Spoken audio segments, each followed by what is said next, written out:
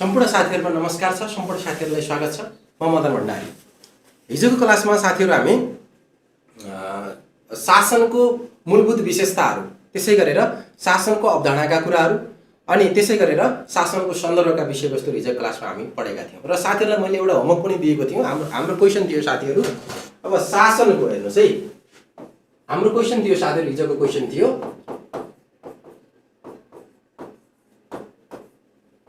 शासनको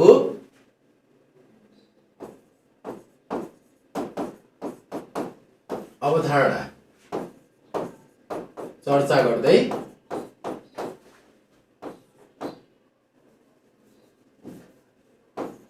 यसको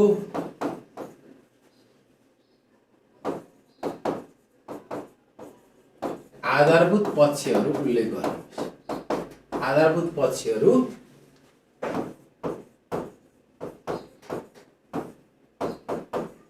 उल्लेख गर्नुहोस्। हिजोको हाम्रो क्वेशन थियो साथीहरुलाई होमवर्क थियो, शासनको अवधारणा चर्चा गर्दै यसको आधारभूत पक्षहरू उल्लेख गर्नुहोस् भनेर हिजो क्वेशन थियो। ल सम्पूर्ण साथीहरुमा फेरि पनि स्वागत छ। गुड मर्निङ सर भन्नुभएको छ विजयजी, सरोजी लगायतका साथीहरुले। ल तपाईहरुले एन्सर लेख्नु भएको छ, हेर्नुस् है। तपाईहरुले यसको एन्सर लेखेर मलाई पठाउनु भएको छ तपाईँहरुले। अनि तपाईहरुको समस्या के भयो भन्दाखेरि हिजो भने जसरी तपाईहरुले लेख्नु भएन। अब मैले अवधारणा लेख्दाखेरि डाइरेक्ट विकास गरेर मात्रै नलेख्नु होला। अवधारणा लेख्दाखेरि 5 वटा कुरालाई ध्यान दिनु होला भनेको थिएँ, हेर्नुस् है। सबभन्दा पहिले यसको परिचय, परिभाषाका कुराहरु हेर्नुस् है। अनि प्रारम्भ, शासन कहिलेबाट प्रारम्भ भयो, यसको बिन्दु कहाँनेर थियो, कस्तो प्रकृतिको थियो। अनि त्यसपछि कर्मागत विकास हेर्नुस् है। कर्मागत विकास कसरी भयो त? कर्मागत विकास कसरी भयो? त्यसै गरेर वर्तमान अवस्था के छ? वर्तमान अवस्था के छ? वर्तमान अवस्था र भावी कार्यदिशा र अब कस्तो हुँदैछ शासन। यो सबै कुरालाई समेटेर थोरै थोरै लेख्नु होला। डाइरेक्ट चाहिँ म्याग्ना कार्टादेखि सुरु भयो, यसो भयो भनेर ती घटनाक्रम मात्रै नलेख्नु होला भनेर मैले हिजो क्लासमा साथीहरुलाई भनेको थिएँ। तर साथीहरु आफूले लागेको बानी, सानैदेखि लागेको बानी, नानीदेखि लागेको बानी किन छोड्थ्यो र? ल तपाईहरुले लेखेको एन्सर मध्ये कतिपय साथीहरुको एन्सरमा चाहिँ अलिकति कम्प्लिट एन्सर चाहिँ आएको छैन है। तपाईहरुले डाइरेक्ट कुनै पनि एउटा पक्षलाई मात्रै नलेख्नु होला। अब अवधारणा भन्नेबित्तिकै सबभन्दा पहिले शासन भनेको के होला भन्नुस् त? शासन भनेको के हो? मानवीय व्यवहारको नियमन, व्यवस्थापन, नियन्त्रण गर्ने कार्यलाई शासन भनिन्छ। शासन भनेको राज्य सञ्चालन गर्ने प्रणाली हो, पद्धति हो, तरिका हो, विधि हो, जसलाई हामीले शासन भन्ने। समग्रमा साथीहरु सरकारद्वारा गरिने सम्पूर्ण कार्यहरुको समग्रतालाई शासन सञ्चालन कार्यलाई हामीले चाहिँ शासन भनिन्छ भन्ने कुराहरु तपाईहरुले सुरुमा लेख्नु पर्यो हैन। अब शासन भनिसके पश्चात अब यसको कहाँबाट सुरुमा यसको उत्पत्ति भनेको राज्य सँगसँगै राज्यको उत्पत्ति सँगसँगै शासनको उत्पत्ति भएको पाइन्छ, हेर्नुस् है। अब शासनको सुरुवात कस्तो थियो भन्दा एकात्मक प्रकृतिको थियो। तपाईहरुले लेख्दाखेरि शासनको सुरुवात कस्तो प्रकृतिको थियो? अब प्रारम्भतर्फ जाउँ हामी। शासनको सुरुवात भनेको एकात्मक प्रकृतिको थियो। सुरुमा शासन भनेको केन्द्रीकृत प्रकृतिको थियो, निरङ्कुश प्रकृतिको थियो सुरुको शासनहरु। अब त्यसपछि कर्मागत विकासहरु कसरी भयो भन्ने कुराहरु हामीले हिजो पढाएको थियौं। अब त्यो एउटा खण्ड सन् 1215 म्याग्ना कार्टादेखिका कुराहरु, सन् 1215 को म्याग्ना कार्टादेखिका कुराहरु, फ्रान्सेली राज्य क्रान्ति अनि गौरवमय क्रान्तिका कुराहरु, अमेरिकी स्वतन्त्र संग्रामदेखिका कुराहरु, अमेरिकी संविधानका कुराहरु हेर्नुस् है। अनि त्यसपश्चात भएको 1930 को आर्थिक मन्दी पश्चातका कुराहरु, अनि दोस्रो विश्वयुद्ध पछिको अब विभिन्न देशहरुको सार्वजनिक प्रशासनलाई अंगीकार गरेर आफ्नो सार्वजनिक प्रशासनमा सुधार ल्याउने कुराहरु, अनि 1980 भनेको निजीकरण र उदारीकरणको प्रवेश सँगसँगै शासनमा धेरै नै विविधता आयो। अब निजी क्षेत्रले अवलम्बन गरेका जे कारणले गर्दा निजी क्षेत्र बढी चाहिँ समृद्धि पायो, निजी क्षेत्रले बढी सफलता पायो, ती अब व्यवस्थापकीय कौशलहरू, ती क्षमताहरू अब शासन पद्धतिमा अवलम्बन गर्नुपर्छ भनेर निजीकरण सँगसँगै साथीहरू उदारीकरण सँगसँगै केवल निजी क्षेत्रका मात्रै अर्थतन्त्र र शासन व्यवस्थामा मात्रै प्रभुत्व भएन कि तिनीहरूका केही मूलभूत विषयवस्तुहरू जे कारणले गर्दाखेरि उनीहरू सफल भएका थिए ती कुराहरूलाई पनि समावेश गर्नुपर्छ भनेर एनपीएम का कुराहरू, 1990 दशक कुराहरू, सन् 2000 पछिका न्यू पब्लिक सर्भिसका कुराहरू, अनि त्यसरी बहुस्तरीय शासनका कुराहरू, ती सबै कुराहरूलाई हामीले चाहिँ कर्मागत रूपमा जोडेर ल्याउनु पर्यो, हेर्नुस् है। अनि त्यो जोडेर ल्याइसके पश्चात अब वर्तमान समयमा कस्तो प्रकृतिको शासन छ? अब हामी वर्तमान अवस्थाका कुरा आउनु पर्यो। वर्तमान अवस्थामा शासन कस्तो छ? विकेन्द्रीकृत प्रकृतिको छ। अहिले जुनसुकै देशमा पनि कतिपय देशमा विकेन्द्रीकृत छ, केन्द्रीकृत शासन भएका मुलुकहरू धेरै कम छन्, अनि संघात्मक प्रकृतितर्फ गएको छ। गणतन्त्रात्मक शासन प्रकृतिको छ अनि बहुस्तरीय शासन पद्धतिहरू अवलम्बन गरिएको छ। अब भावी कार्यदिशा अब कस्तो भइरहेछ शासन व्यवस्था, अब अझै बढी पेपरलेस गभर्मेन्टतिर गइरहेछ। अब चाहिँ जति पनि शासन हुन्छ, विकास सेवा प्रवाह हुन्छ, त्यो सबै कुनतर्फ गइरहेको छ? पछिल्लो समय पेपरलेस गभर्मेन्टतर्फ शासन व्यवस्था गइरहेको अवस्था छ पछिल्लो समयतर्फ। अब हेर्नुहोस् त, अहिले पछिल्लो समय हामी सूचना प्रविधिको समयमा छौँ। सूचना प्रविधिले यति ठुलो भूमिका निर्वाह गरेको छ हाम्रो शासन प्रणालीदेखि लिएर जीवन शैली सबै ठाउँमा। हेर्नुहोस् त, च्याट जिपिटीले गर्दाखेरि पछिल्लो समय अझै क्रान्ति आउँदैछ। अब यसका अब अर्को क्वेसन छ, अब शासनको त्यो च्याट जिपिटीका कुरा चाहिँ म यसै प्रसङ्गवश भनेको, ती कुरा फेरि तपाईँहरूले लेखिराख्न आवश्यक छैन है। यो क्रममा तपाईँहरू लेख्नु होला। 5 नम्बरको क्वेसन हो। तपाईँहरूले भनेपछि 18/9 8 मिनट समयभित्र जति लेख्न सकिन्छ, 8 देखि 8:30 भित्र त्यति कुराहरू चाहिँ तपाईँहरू लेख्नु होला। डाइरेक्ट चाहिँ तपाईँहरूले शासन भनेको फलानु हो अनि म्याग्ना कार्टा भनेर डाइरेक्ट त्यसरी सुरुवात नगर्नुहोस् कि त्यो त कर्मगत विकासको एउटा पाटो मात्रै हो नि। त्यो त एउटा पाटो मात्रै, एउटा भाग मात्रै हो। तपाईँले एउटा भाग मात्रै लेखिराख्नु भएको छ। जुनसुकैको अवधारणा सोधे पनि यी कुराहरू लेख्नुभयो भने राम्रो हुन्छ। त्यो किसिमले चाहिँ तपाईँहरूले लेख्न सक्नुहुन्छ। अनि अर्को यसका आधारभूत पक्षहरू, यो आधारभूत पक्षहरू लेख्दा कसरी लेख्ने, के गर्ने भन्ने कुराहरू हिजोको क्लासमा पनि हामीले धेरै डिस्कसन चाहिँ गरिसकेको अवस्था छ। सबभन्दा पहिले तपाईँहरूले बुझ्नुपर्ने कुरा भनेको शासनको आधार के हो भन्ने कुरा छ। शासनको आधार के हो साथी? राज्य हो। राज्य हुँदैन भने शासन कहाँ गर्ने, कसको लागि गर्ने? शासनको पहिलो आधार भनेको राज्य हो। राज्य बिना शासन हुँदैन र यसको गन्तव्य भनेको राष्ट्र निर्माण हो, नागरिकको सुख समृद्धि हो। शासनको गन्तव्य भनेको किन गरिन्छ? यसको डेस्टिनेसन के हो त? तपाईँको डेस्टिनेसन अहिलेको लागि, अब भोलिको लागि त अर्कै होला, तर वर्तमान समयको लागि तपाईँको डेस्टिनेसन भनेको यो वर्षको शाखा अधिकृत हो। अरू दिमागमा तपाईँको केही पनि छैन। यो वर्ष जसरी हुन्छ शाखा अधिकृत तयारी गर्ने तपाईँको डेस्टिनेसन हो। शासनको अल्टिमेट डेस्टिनेसन भनेको के हो त? राष्ट्र निर्माण हो, जनताको सुख समृद्धि हो। हामीले 15औं योजना बनाउनदेखि लिएर सबै ठाउँमा हेर्नुहोस् त खालि समृद्धिका कुरा छन्, सुख समृद्धिका कुराहरू छन्। राष्ट्र निर्माण र सुख समृद्धि, शासनको, जनताको सुख समृद्धि शासनको डेस्टिनेसन हो। अब यसका अब राज्य भनिसके पश्चात राज्य सँगसँगै आउने आधारहरू भनेको सरकार, भूभागका कुराहरू, सार्वभौम सत्ताका कुराहरू, अनि त्यस जनसङ्ख्याका कुराहरू, अनि त्यसै गरेर साथीहरू अब सार्वभौम सत्ता, अन्तर्राष्ट्रिय सम्बन्धका कुराहरू आइहाल्छन्। अनि अन्तर्राष्ट्रिय पहिचान, नीति कानुन चाहियो। यसका शासनका आधारभूत पक्षहरूमा तपाईँहरूले शासनका आधार एवं आधारभूत पक्ष भनेर लेख्नुहोस्।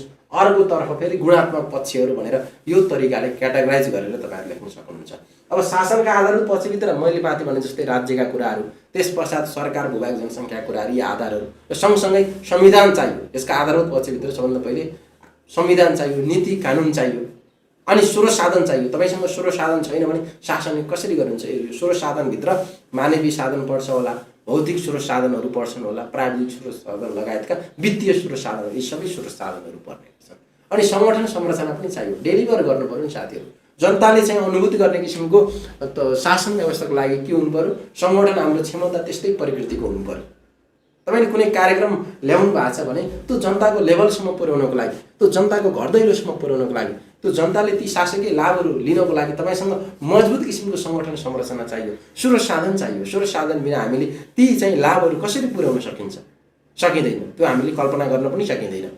अनि यी सम्पूर्ण विषयवस्तुहरू चाहियो। यसलाई हामी आधारभूत पक्षहरू। अब गुणात्मक पक्ष भनेर लेख्नुहोस्। हेर्नुहोस् है, अब फेरि गुणात्मक पक्षमा अब तपाईँ हामीले नै भनेका यी के आउँछन्? मानव अधिकारका कुराहरू, लोकतन्त्रका कुराहरू, पारदर्शिताका, उत्तरदायित्व, विकेन्द्रीकरणका कुराहरू, तपाईँ हामीले पढेका नागरिक सर्वोच्चताका कुराहरू, कानुनी शासनका कुराहरू, अनि त्यसै गरेर सहभागितामूलक, समावेशी र सक्रिय सहभागिता पनि हुनु पर्यो।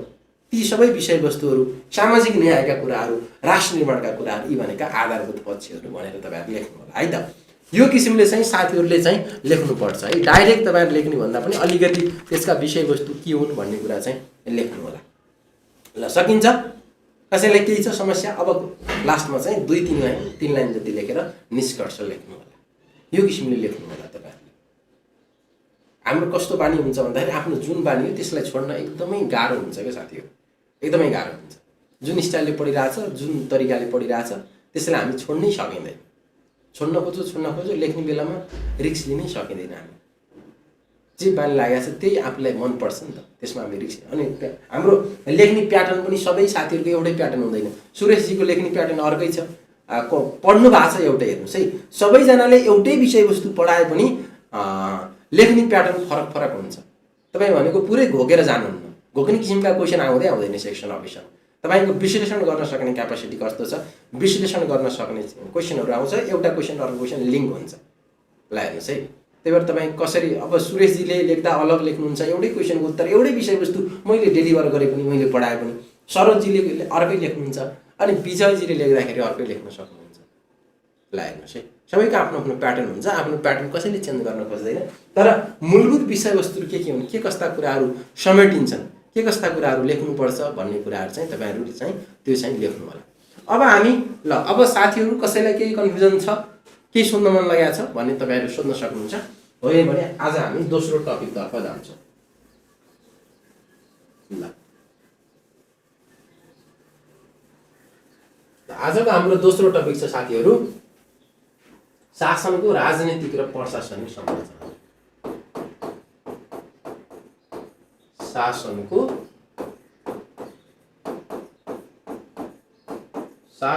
राजनीतिक र प्रशासनिक संरचना। शासनको राजनीतिक र प्रशासनिक संरचना। दोस्रो च्याप्टरतर्फ जाउँ साथीहरू। हिजो हामीले शासनको विशेषता पढ्दा पनि शासनको मूलभूत रूपमा दुई किसिमका संरचना हुन्छ, राजनीतिक संरचना र प्रशासनिक संरचना गरेर दुईवटा संरचना हुन्छन् भनेर हिजो क्लासमा हामीले पढाएको थियौँ साथीहरू। ल सबभन्दा पहिले बुझ्नुपर्ने कुरा भनेको हेर्नुहोस् है, अब शासन सञ्चालन गर्नका लागि राज्य त्यसै गरी शक्ति, स्रोत र जिम्मेवारीहरूको विभिन्न संरचनाहरूमा विभाजन गरेर प्रयोग गर्नुपर्ने हुन्छ। शक्ति चाहियो राज्य सञ्चालनको लागि, स्रोत चाहियो, जिम्मेवारी चाहियो, कसले के काम गर्ने सबैको आफ्नो आफ्नो जिम्मेवारी हुन्छ।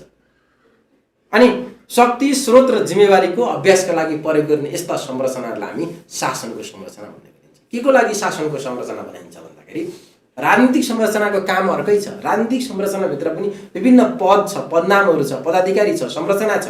प्रशासनिक संरचनाभित्र पनि हरेकको जिम्मेवारी के हो त, एउटा कार्यालय प्रमुखदेखि लिएर सामान्य पदको कर्मचारीको जिम्मेवारी अलग अलग छ। अनि स्रोत साधनको विभाजन पनि त्यही किसिमले गरिएको हुन्छ। भनिसके पश्चात यसरी शक्ति, स्रोत र जिम्मेवारीको अभ्यासका लागि प्रयोग गरिने यस्ता संरचनालाई हामीले शासनको संरचना भन्ने गरिन्छ। अब शासनको संरचनालाई हामीले मूलभूत रूपमा शासनको राजनीतिक र शासनको प्रशासनिक संरचना गरेर वर्गीकरण गरिन्छ।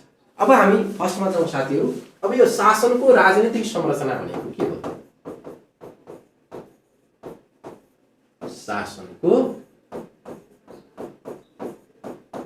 शासनको राजनैतिक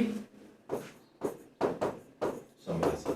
ल अब यो शासनको राजनीतिक संरचना भनिसके पश्चात यो भनेको शासनको मूल संरचना हो, यो भनेको शासनको नेतृत्वदायी संरचना हो, यो भनेको अभिभावकीय संरचना हो। हेर्नुहोस् है, मुलुक सञ्चालन गर्ने र व्यवस्थापनका लागि आवश्यक पर्ने नीति निर्माण गर्नमा केन्द्रित रहने संस्था हो। राजनीतिक संरचना भनेको कस्तो किसिमको संरचना हो? शासनको मूल संरचना हो। सबभन्दा पहिले शासनको नेतृत्व गर्ने नेतृत्वदायी संरचना हो। अनि यो चाहिँ शासनको राजनीतिक आयाम हो, राजनीतिक प्रणाली हो। मुलुक सञ्चालन, ल लेख्नुहोस् त, सम्पूर्ण साथीहरूले टिप्पणी गर्नु होला। मुलुक सञ्चालन र व्यवस्थापनका लागि, मुलुक सञ्चालन र व्यवस्थापनका लागि आवश्यक नीति निर्माणमा केन्द्रित रहने संस्था र संयन्त्रहरूको समष्टिलाई राजनीतिक संरचना भनिन्छ। राजनीतिक संरचना भनिन्छ।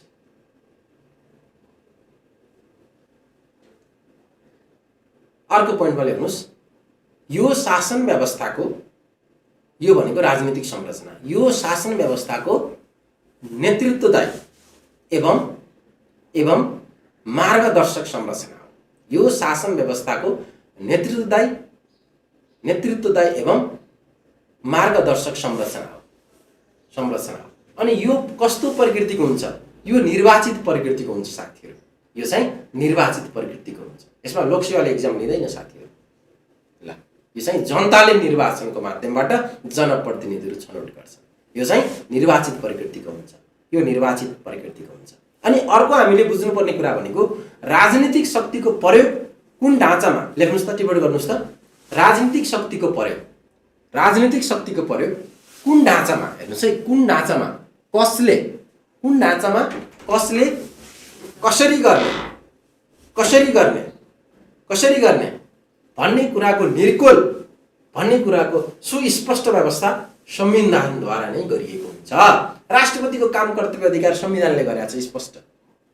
मन्त्री परिषदको काम के, अनि त्यसै गरी सङ्घीय व्यवस्थापिका कुराहरू, विधेयक पास कसरी गर्ने, हेर्नुहोस् त, सरकारले काम कसरी गर्ने, तिनै तहको ती सम्पूर्ण व्यवस्थाहरू कहाँ उल्लेख गरिएको छ, संविधानमा व्यवस्था गरिएको छ। राजनीतिक शक्तिको प्रयोग कुन ढाँचामा, कसले, कसरी, कहिले गर्ने भन्ने कुराहरू, सम्पूर्ण कुराहरू कहाँ, संविधानमा नै ती कुराहरूको निर्कोल गरिएको हुन्छ। हेर्नुहोस् है, ल बुझिन्छ। ल अब त्यसै गरेर साथीहरू, अब यो चाहिँ कस्तो प्रकृतिको हुन्छ, यो चाहिँ स्थायी हुँदैन, यो चाहिँ अस्थायी प्रकृतिको हुन्छ। तपाईँ हामीले निर्वाचित गरेका ती मेयरहरू, वडा अध्यक्ष, वडा सदस्य, तपाईँ हाम्रा प्रदेश सांसदहरू, सङ्घीय सांसदहरू, ती सबै सांसदको म्याद भनेको कति हो, 5 वर्षको म्याद। त्यस पश्चात फेरि चुनाव हुन्छ, आवधिक निर्वाचनको माध्यमबाट फेरि हामीले जनप्रतिनिधि छनौट गर्छौँ। यो चाहिँ स्थायी प्रकृतिको संरचना होइन, यो आवधिक प्रकृतिको हुन्छ। अनि यो भनेको अवैतनिक हुन्छ। वास्तवमा भनियो भने राजनीतिक संरचना भनेको तलब सुविधा दिएर राजनीतिक संरचना पाल्ने होइन। यो भनेको राजनीति भनेको के हो, सेवा हो, सेवा गर्नु हो। सेवा गर्नको लागि तलब भत्ता आवश्यक छैन। यो चाहिँ अवैतनिक प्रकृतिको हुन्छ। अनि यो चाहिँ केबाट प्रत्यक्ष निर्वाचित निर्देशित हुन्छ भन्दा शासनको राजनीतिक संरचना जनताको VCR-बाट निर्देशित हुन्छ। हेर्नुहोस् है, यो भनेको जनताको प्रत्यक्ष रूपमा VCR-बाट निर्देशित हुन्छ। यो चाहिँ VCR-बाट, भोइस, चोइस र राइट। VCR भनेको के हो त साथीहरू, जनताको भोइस, चोइस र राइट VCR-बाट निर्देशित हुन्छ। जनताको VCR-बाट निर्देशित हुन्छ। जनताको VCR भनेको भोइस, चोइस र राइटबाट निर्देशित हुन्छ। जनताको VCR भनेको भोइस, चोइस र राइटबाट निर्देशित हुन्छ। यो जनताप्रति प्रत्यक्ष उत्तरदायी हुन्छ। हेर्नुहोस् है, तपाईँको संसदले राम्रोसँग काम गर्न सकेन भने तपाईँले अर्को चुनाव फेरि त्यही पार्टीलाई अथवा त्यही सांसदलाई दिनुहुन्छ, दिनुहुन्न। यो चाहिँ जनताप्रति प्रत्यक्ष उत्तरदायी हुन्छ। जनताले के गर्छन्, अब पख तँलाई भनेर बसिरहेको हुन्छन्, अर्को पटकको चुनावमा म देखाउँछु भनेर बसिरहेको हुन्छन्। राम्रो काम गर्यो भने त्यही मान्छे फेरि बारम्बार निर्वाचित पनि हुनसक्छ। तर यो भनेको के हो साथीहरू, जनताप्रति प्रत्यक्ष उत्तरदायी संरचना हो राजनीतिक संरचना। राजनीतिक संरचना जनताप्रति प्रत्यक्ष उत्तरदायी संरचना हो। अब यो भित्र के पर्छन् भन्ने कुरा आउँछन्। हेर्नुहोस् है, अब सबभन्दा पहिले तपाईँहरूले राजनीतिक संरचनाभित्र के पर्छन्,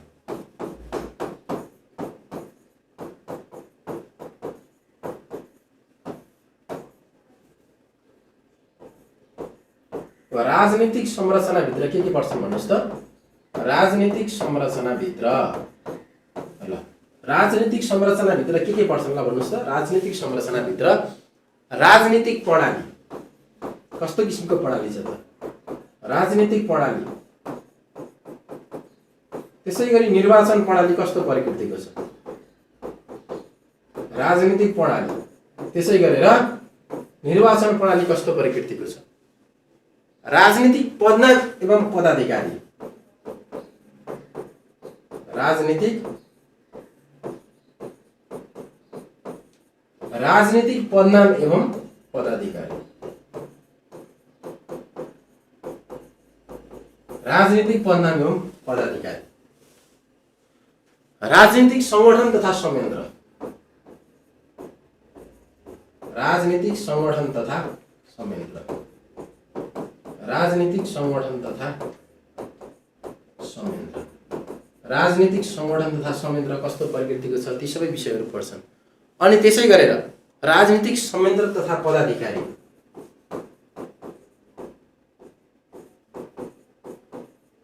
राजनीतिक संयन्त्र तथा पदाधिकारी,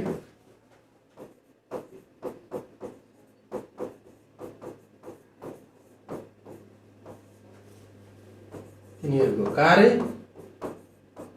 तथा भूमिका। ल राजनीतिक संरचनाभित्र के पर्छन् भन्नुहुन्छ भने सबभन्दा पहिले राजनीतिक संरचनाभित्र राजनीतिक प्रणाली, त्यसै गरेर निर्वाचन प्रणाली,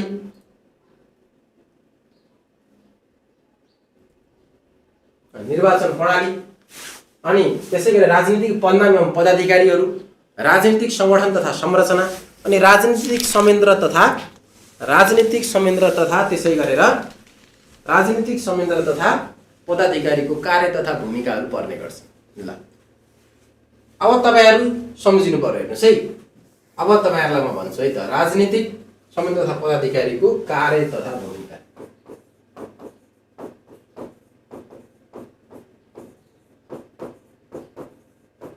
कार्य तथा भूमिका।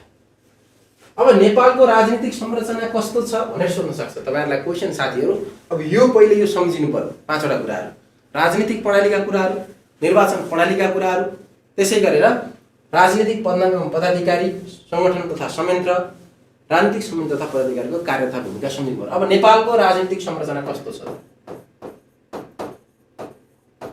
नेपालको राजनीतिक एवं राजनैतिक संरचना कस्तो छ त? नेपालको राजनीतिक संरचना कस्तो छ? नेपालको राजनीतिक संरचना कस्तो भनेर सोध्छ हेर्नुस्, कस्तो छ त ल भन्नुस् त। अब यसैको आधारमा तपाईहरुले भन्नु पर्यो नेपालको अब सबभन्दा पहिले राजनीतिक प्रणाली भनेको छ। हाम्रो राजनीतिक प्रणाली कस्तो? संघीय लोकतान्त्रिक गणतन्त्रात्मक संसदीय शासन प्रणाली हो। हाम्रो प्रणाली के हो? ल लेख्नुस्, सम्पूर्ण साथीहरु टिप्पण गर्नु होला है। हाम्रो प्रणाली कस्तो छ? हाम्रो प्रणाली भनेको संघीय लोकतान्त्रिक गणतन्त्रात्मक संसदीय शासन प्रणाली। ल लेख्नुस् त, सम्पूर्ण साथीहरु टिप्पण गर्नु होला। संघीय लोकतान्त्रिक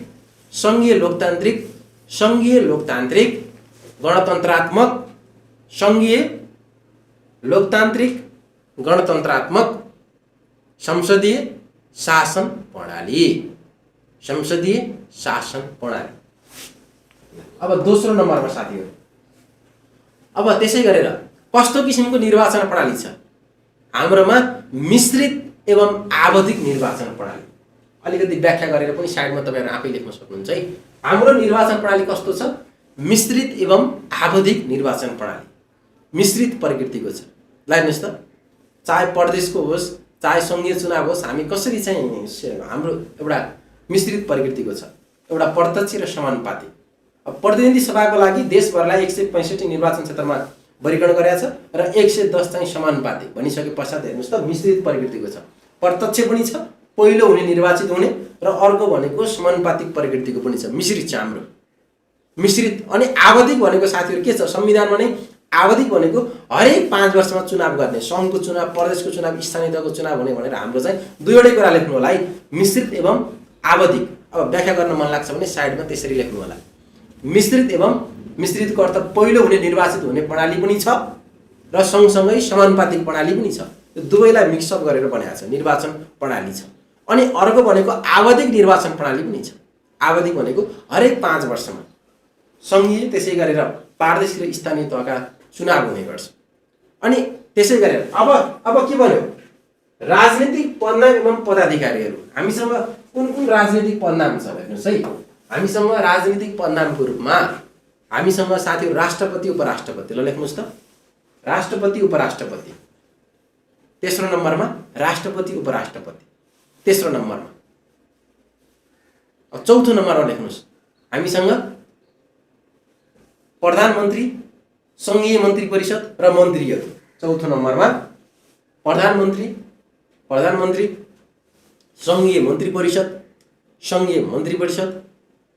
र मन्त्रीहरू। संघीय मन्त्रीहरू, प्रधानमन्त्री, संघीय मन्त्री परिषद र मन्त्रीहरू। ल पाँचौं नम्बरमा संघीय संसद भनेर लेख्नुस्, संघीय संसद। अनि ड्यास दिएर यस्तो दिएर थोप्लो दिएर प्रतिनिधि सभा। संघीय संसदभित्र हामीसँग दुई किसिमको सदन छ, प्रतिनिधि सभा, राष्ट्रिय सभा। प्रतिनिधि सभा, राष्ट्रिय सभा अनि सांसदहरू। सांसद, त्यो भित्रका प्रतिनिधि भनेका को? सांसदहरू। अनि हामीसँग संसदीय समिति छन्, सांसद, संसदीय समिति र संसदीय समितिका पदाधिकारीहरू र संसदीय समितिका पदाधिकारीहरू। ल अब हामी 6औं नम्बरमा छौं। ल प्रदेश प्रमुख भनेको प्रदेशको प्रमुख, 7वटा प्रदेशमा 7वटा प्रदेश प्रमुख। प्रदेश प्रमुख 8औं नम्बरमा मुख्यमन्त्री, प्रदेश मन्त्री र प्रदेश मन्त्री परिषद। 8औं नम्बरमा मुख्यमन्त्री, प्रदेश मन्त्री र प्रदेश मन्त्री परिषद र प्रदेश मन्त्री परिषद, प्रदेश मन्त्री परिषद। 9औं नम्बरमा प्रदेश सभा, प्रदेश सभा, प्रदेश सांसद, ठ्याक्कै सङ्घको जस्तै प्रदेश सभा, प्रदेश सांसद र प्रदेश संसदीय समिति र पदाधिकारीहरू। प्रदेश संसदीय समिति र पदाधिकारीहरू। अर्को नम्बरमा हामीसँग स्थानीय तह र स्थानीय कार्यपालिका, स्थानीय तह, स्थानीय कार्यपालिका र स्थानीय सभाहरू। स्थानीय तह, स्थानीय कार्यपालिका 753 स्थानीय तह, 753 स्थानीय कार्यपालिका र 753 स्थानीय सभाहरू। स्थानीय कार्यपालिकाभित्र गाउँ कार्यपालिका र नगर कार्यपालिका। गाउँ सभा भनेको त्यहाँको व्यवस्थापिका हो जसलाई हामीले गाउँ सभा र नगर सभा भनिन्छ, र त्यहाँका पदाधिकारीहरू, सभा र सँगसँगै त्योसँग जोडिएका पदाधिकारीहरू। र अर्को हामीले के भनेको छ, राजनीतिक संयन्त्र एवं पदाधिकारीको कार्य तथा भूमिका भनेको छ। अब राजनीतिक संरचनाभित्र राजनीतिक दल र संगठन, राजनीतिक दल, संगठन, सोका सदस्य एवं पदाधिकारीहरू, सोका सदस्य एवं पदाधिकारी। हामीले यहाँ 4औं नम्बरसम्मका कुरा लेखौँ। अब तपाईहरुले राजनीतिक संयन्त्र तथा पदाधिकारीहरूको कार्य तथा भूमिका लेख्न हामी बाँकी नै छ। तिनीहरूको कार्य के हो त, तिनीहरूको भूमिका के हो भन्ने कुरा लेख्न हामीले बाँकी नै छ। हेर्नुस् है, के होला त, ल भन्नुस् त तिनीहरूको कार्य भूमिका के हो त।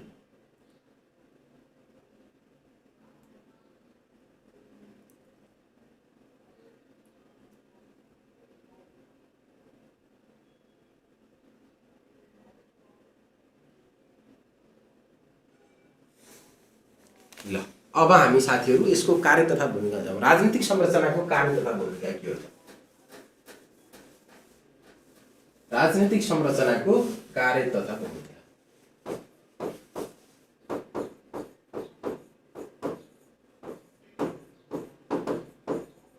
राजनीतिक संरचनाको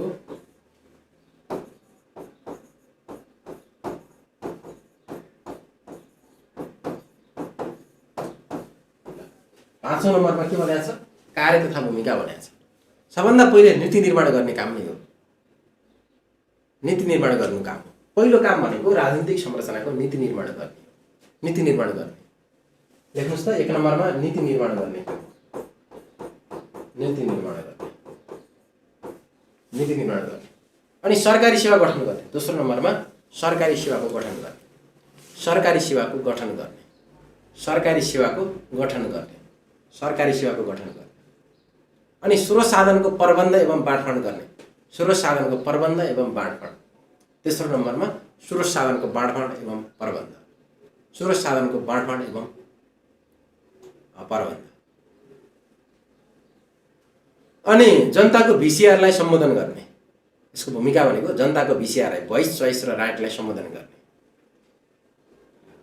अनि शासनको नेतृत्व गर्ने। यसको काम भनेको नि शासनको नेतृत्व गर्ने। शासनको नेतृत्व गर्ने। शासनको नेतृत्व गर्ने। शासनको नेतृत्व गर्ने। शासनको नेतृत्व गर्ने। लोकतान्त्रिक मूल्य मान्यतालाई स्थापित गर्ने। लोकतान्त्रिक मूल्य मान्यतालाई स्थापित गर्ने। यसको काम भनेको लोकतान्त्रिक मूल्य मान्यतालाई स्थापित गर्ने। अब यसको अर्को काम भनेको प्रशासन भनेको सहयोगी संरचना हो। राजनीतिक संरचना हो। प्रशासनलाई मार्गदर्शन एवं निर्देशन दिने। प्रशासनलाई मार्गदर्शन एवं निर्देशन। प्रशासनलाई मार्गदर्शन एवं निर्देशन दिने। अनि प्रशासनलाई अनुगमन, मूल्याङ्कन तथा सहयोग गर्ने। प्रशासनको अनुगमन गर्ने, मूल्याङ्कन गर्ने, सहयोग गर्ने काम गर्छ। अनि कूटनीतिक सम्बन्ध कायम गर्ने काम गर्छ। विभिन्न देशहरूसँग कूटनीतिक सम्बन्ध कायम गर्ने काम कसले गर्छ? शासनको राजनीतिक संरचनाले गर्छ। कूटनीतिक सम्बन्ध कायम गर्ने। कूटनीतिक सम्बन्ध कायम गर्ने। अनि जनपरिचालन गर्ने। अर्को काम भनेको जनपरिचालन गर्ने। जनपरिचालन गर्ने। अनि शासनको अन्तिम उत्तरदायी वहन गर्ने। राजनीतिक संरचना भनेको जनताप्रति प्रत्यक्ष उत्तरदायी संरचना। शासनको अन्तिम उत्तरदायित्व वहन कसले गर्छ? शासनको अन्तिम उत्तरदायित्व वहन शासनको राजनीतिक संरचनाले गर्छ। ल यी कुराहरू साथीहरूले लेख्नु होला। यो बाहेक अरू साथीहरूले केही पोइन्टहरू छन् भने अब त्यसमा साथीहरूले लेख्नु होला। ल शासन व्यवस्थाको नेतृत्व गर्ने संरचना भनेको राजनीतिक संरचना हो साथीहरू। त्यो शासकीय लाभहरू फेरि जनतासम्म पुर्याउने काम फेरि प्रशासनिक संरचनाले गर्ने गर्छ। त्यही भएर कुनै पनि देशको शासन व्यवस्था त्यस देशको प्रशासनभन्दा राम्रो हुन सक्दैन भन्ने एउटा कथन छ। यही कारणले गर्दाखेरि प्रशासन चाहिँ कुनै पनि देशको शासन व्यवस्था प्रशासनभन्दा राम्रो हुन सक्दैन भन्ने गरिन्छ। ल अब प्रशासनिक संरचना भनेको के हो भन्ने विषयवस्तुतर्फ हामी अगाडि जाउँ है त। अब शासनको पहिला हामी सरस्वती पढौँ, त्यसपछि फेरि हामी पछाडि ब्याक फर्किन्छौँ है। शासनको प्रशासनिक संरचना।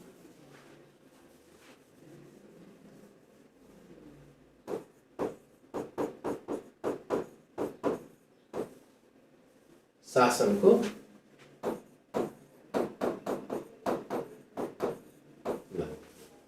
अब यो शासनको प्रशासनिक संरचना भनेको कस्तो प्रकृतिको संरचना होला भन्नुहोस् त साथीहरू। तपाईहरुले के पढ्नु भएको छ? शासनको प्रशासनिक संरचना भनेको कस्तो प्रकृतिको संरचना होला त? ल साथीहरू भन्न सक्नुहुन्छ है तपाईहरुले। म साथीहरूको कमेन्ट हेरिरहेको छु।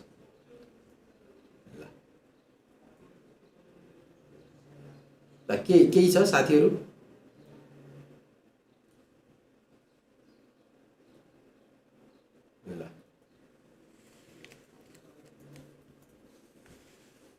अब शासनको प्रशासनिक संरचना भनेको यो चाहिँ शासन प्रणालीको प्रशासनिक आयाम एवं प्रशासनिक संयन्त्र हो। ल यो भनेको यसलाई हामी सार्वजनिक कर्मचारी तन्त्र पनि भन्ने गरिन्छ। ल लेख्नुस् त पहिलो नम्बरमा शासनको राजनीतिक संरचनाले निर्माण गरेका। शासनको राजनीतिक संरचनाले निर्माण गरेका। फर्स्टमा स्थायी संरचना भनेर नलेखौँ, सुरुमा हामी अलिकति भूमिका बाँधेर नै लेखौँ। पहिलो पोइन्टमा लेख्नुस् त शासनको राजनीतिक संरचनाले। शासनको राजनीतिक संरचनाले निर्माण गरेका सार्वजनिक नीतिहरूको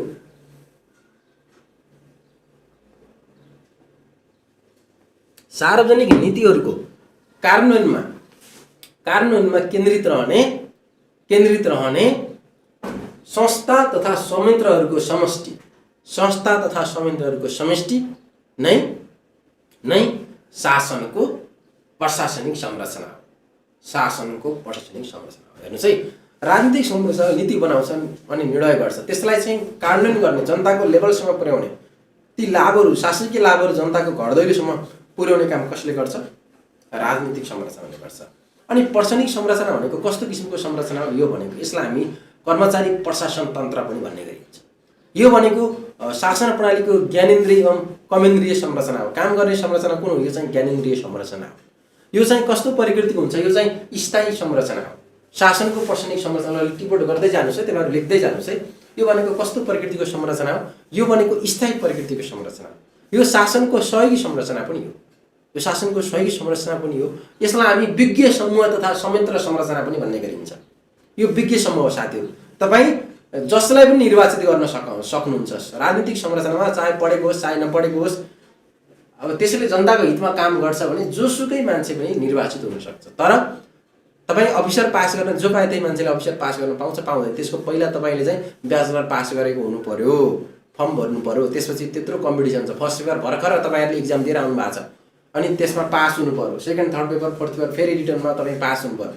फेरि अन्तर्वार्तामा पनि र कम्प्युटरमा पनि जोडेर तपाईको बल्ल नाम त्यो सबैमा योग्य भएपछि मात्र तपाई योग्य हुनुहुन्छ। भनिसकेपछि यो विज्ञ सेवा, प्रशासनिक संरचना भनेको विज्ञ सेवा।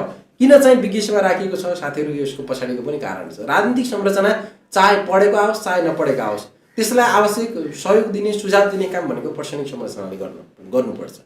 यो भनेको विज्ञ प्रकृतिको सेवा हो, विज्ञ समूह हो। अनि यो चाहिँ जनताप्रति प्रत्यक्ष उत्तरदायी हुँदैन है साथीहरू। अल्टिमेटली कहीँ न कहीँ रूपमा हुन्छ, अप्रत्यक्ष रूपमा। तर शासनको प्रशासनिक संरचना भनेको राजनीतिप्रति उत्तरदायी हुन्छ। राजनीति भनेको पार्टीप्रति होइन, सरकारप्रति उत्तरदायी हुन्छ। हामी साथीहरू भनेको स्थायी संरचना हो। कर्मचारी संयन्त्र भनेको स्थायी प्रकृतिको संरचना हो। उसको कुनै एउटा व्यक्ति छ, कुनै एउटा व्यक्ति चाहिँ सरकारी सेवामा प्रवेश गर्यो, मानव उसले 30 वर्ष जागिर गर्यो भने नेपालमा 30 वर्षमा कति धेरै सरकार बन्छन्, कति फरक दलका सरकारहरू बने होला। अब यो भनेको राजनीतिक पार्टीप्रति आस्थावान होइन, सरकारप्रति, जुनसुकै पार्टीको सरकार होस् त्यो सरकारप्रति प्रत्यक्ष उत्तरदायी हुन्छ। सरकारको भिजन हुन्छ नि त, यो काम गर्छु भने त्यसलाई वास्तविक रूपमा कार्यान्वयन गर्ने, त्यसलाई सफलीभूत बनाउने संयन्त्र भनेको कुन संरचना हो? शासनको प्रशासनिक संरचना हो। त्यो सरकारले राजनीतिक संरचना लिएका ती एजेन्डाहरू, ती कार्यक्रमहरूलाई वास्तविक जनताको लेभलसम्म पुर्याउने काम, त्यसलाई सहयोग गर्ने काम, कार्यान्वयन गर्ने संयन्त्र भनेको शासनको प्रशासनिक संरचना हो। शासनको प्रशासनिक संरचना जति सक्षम हुन्छ, जति सबल हुन्छ, जति विज्ञ हुन्छ, त्यति नै त्यो देशको शासन व्यवस्था त्यति नै सफलीभूत हुन्छ, त्यति नै सफल हुन्छ, योग्य हुन्छ। यदि प्रशासनिक संरचना अलिकति विज्ञ प्रकृतिको छैन, विज्ञ भए पनि काम गर्ने प्रकृतिको छैन, प्रक्रियामुखी छ अनि अनियमितता गर्छ, जनताको पिरमर्का बुझ्दैन भने त्यो देशको शासन व्यवस्था पनि राम्रो हुँदैन। प्रत्यक्ष सम्बन्ध हुन्छ। हेर्नुहोस् है, अनि यो चाहिँ कोप्रति उत्तरदायी हुन्छ? सरकारप्रति उत्तरदायी हुन्छ भने जनताप्रति अप्रत्यक्ष रूपमा हुन्छ। यो स्थायी संरचना हो। यो चाहिँ कस्तो? यो चाहिँ साथीहरू अघिको अवैधानिक भनेको थियो, यो चाहिँ वैधानिक किसिमको हुन्छ। स्थायी तलब सुविधा दिएको हुन्छ प्रशासनिक संरचनालाई। कुनै पनि कर्मचारीलाई मासिक तलब नदिइकन कसैले पनि काम गर्दैन। अनि यो राजनीतिक संरचनाको सहयोगी संरचना हो, हामीले पढिसक्यौँ। यो सरकार र जनता बिचको संयोजक हो, पुलको काम गर्छ साथीहरू।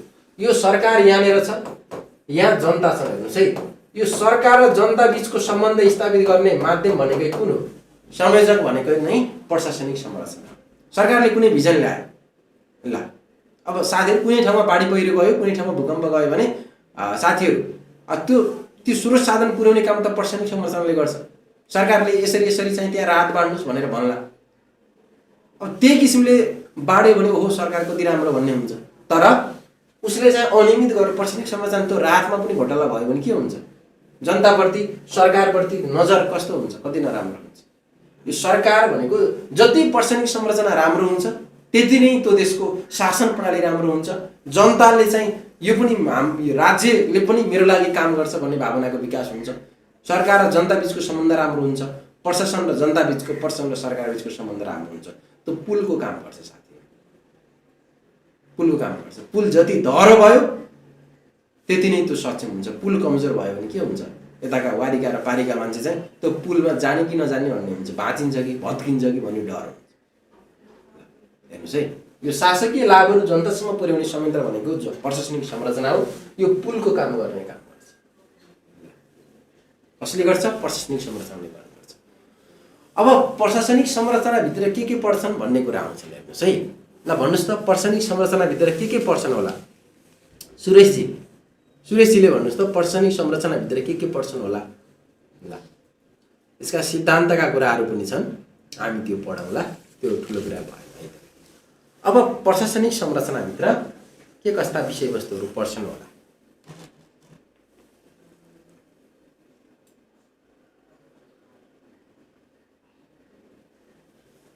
ल शासनको प्रशासनिक संरचनाभित्र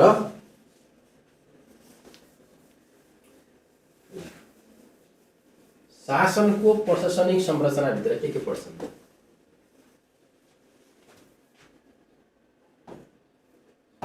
शासनको प्रशासनिक संरचनाभित्र के पर्छन्? एक नम्बरमा अघिको जस्तै राजनीतिक प्रणाली भनेका थियौँ।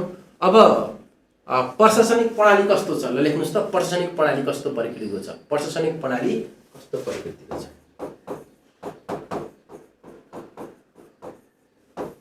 सबभन्दा पहिले प्रशासनिक प्रणाली कस्तो प्रकृतिको छ भन्ने कुरा आउँछ। त्यसै गरेर प्रशासनिक संगठन कस्तो प्रकृतिको छ? प्रशासनिक संगठन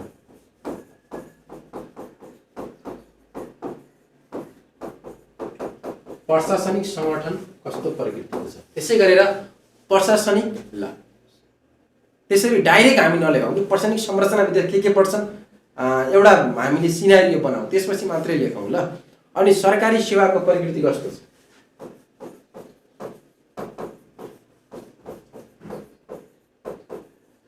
सरकारी सेवाको प्रकृति कस्तो छ? सरकारी सेवाको प्रकृति कस्तो छ? अनि सरकारी प्रशासनिक पदमा पदाधिकारी, सरकारी प्रशासनिक पदनाम एवं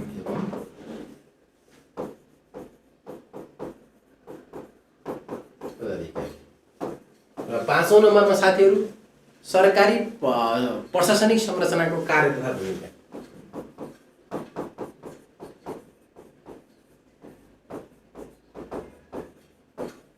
प्रशासनिक संरचनाको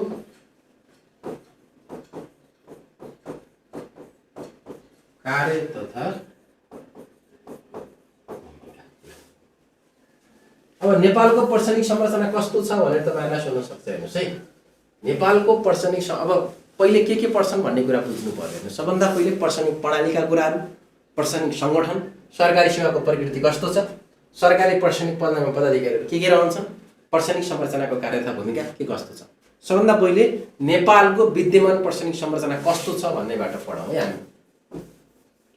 अब नेपालको कस्तो छ भनेर सोच्छ। हेर्नुस् है, नेपालको प्रशासनिक संरचना कस्तो छ।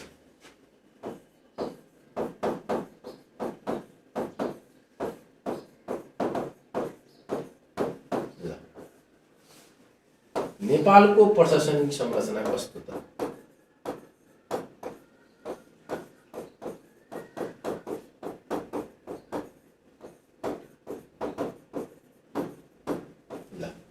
अब नेपालको प्रशासनिक संरचना कस्तो छ, नेपालको प्रशासनिक संरचना यसको आधारमा तपाईहरु भन्नु होला है के पर्छन्, त्यसैलाई आधार मानेर। सबभन्दा पहिले प्रशासनिक प्रणाली भनेको छ कस्तो छ हाम्रो, उदारीकृत एवं समावेशी प्रशासन संरचना छ हाम्रो। कस्तो छ, सबभन्दा पहिले उदारीकृत छ। हेर्नुस् है, उदारीकृत सबभन्दा पहिले हाम्रो उदारीकृत एवं समावेशी प्रकृतिको छ।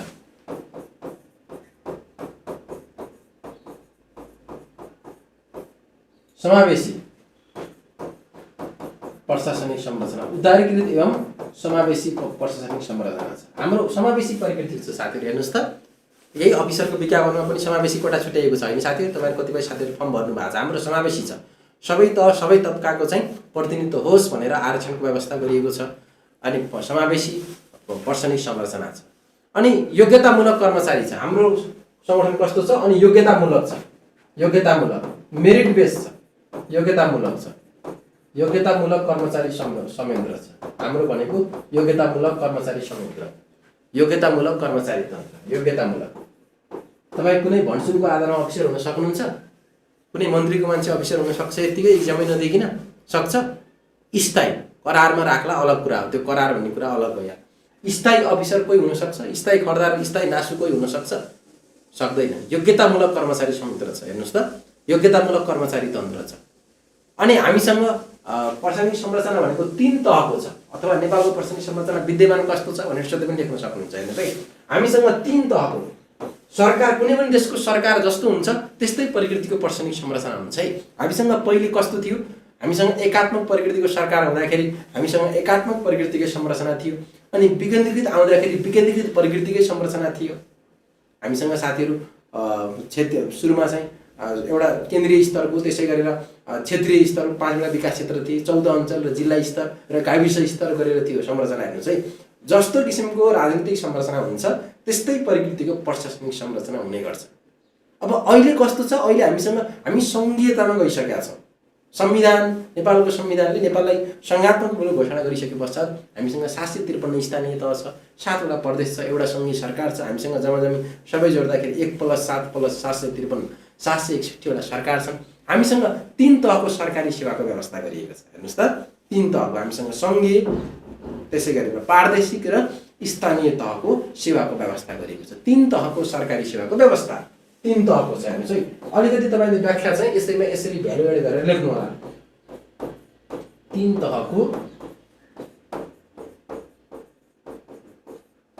तहको सरकारी सेवाको व्यवस्था गरिएको छ। हामीसँग कति प्रकृतिको सरकारी सेवा छ? 3 तहको सरकारी सेवाको व्यवस्था गरिएको छ। हामीसँग 3 तहको सरकारी सेवाको व्यवस्था गरिएको छ। अनि 3 तहको सरकारी सेवा मात्र हैन, 3 तहका ती सरकारी कार्यपालिकीय निकाय अन्तर्गतका 3 तहका प्रशासनिक कार्यालयहरू पनि छन्। सरकारी सेवाको मात्रै हामीसँग व्यवस्था गरिएको छैन, 3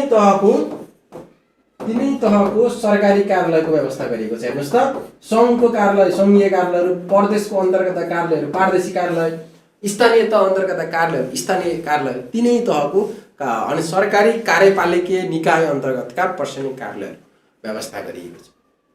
अनि प्रशासनिक पदाधिकारीहरू छन् हामीसँग, विभिन्न किसिमका प्रशासनिक पदाधिकारीहरू छन्। हेर्नुस् त, अब निजामती सेवामा हेर्नुहुन्छ भने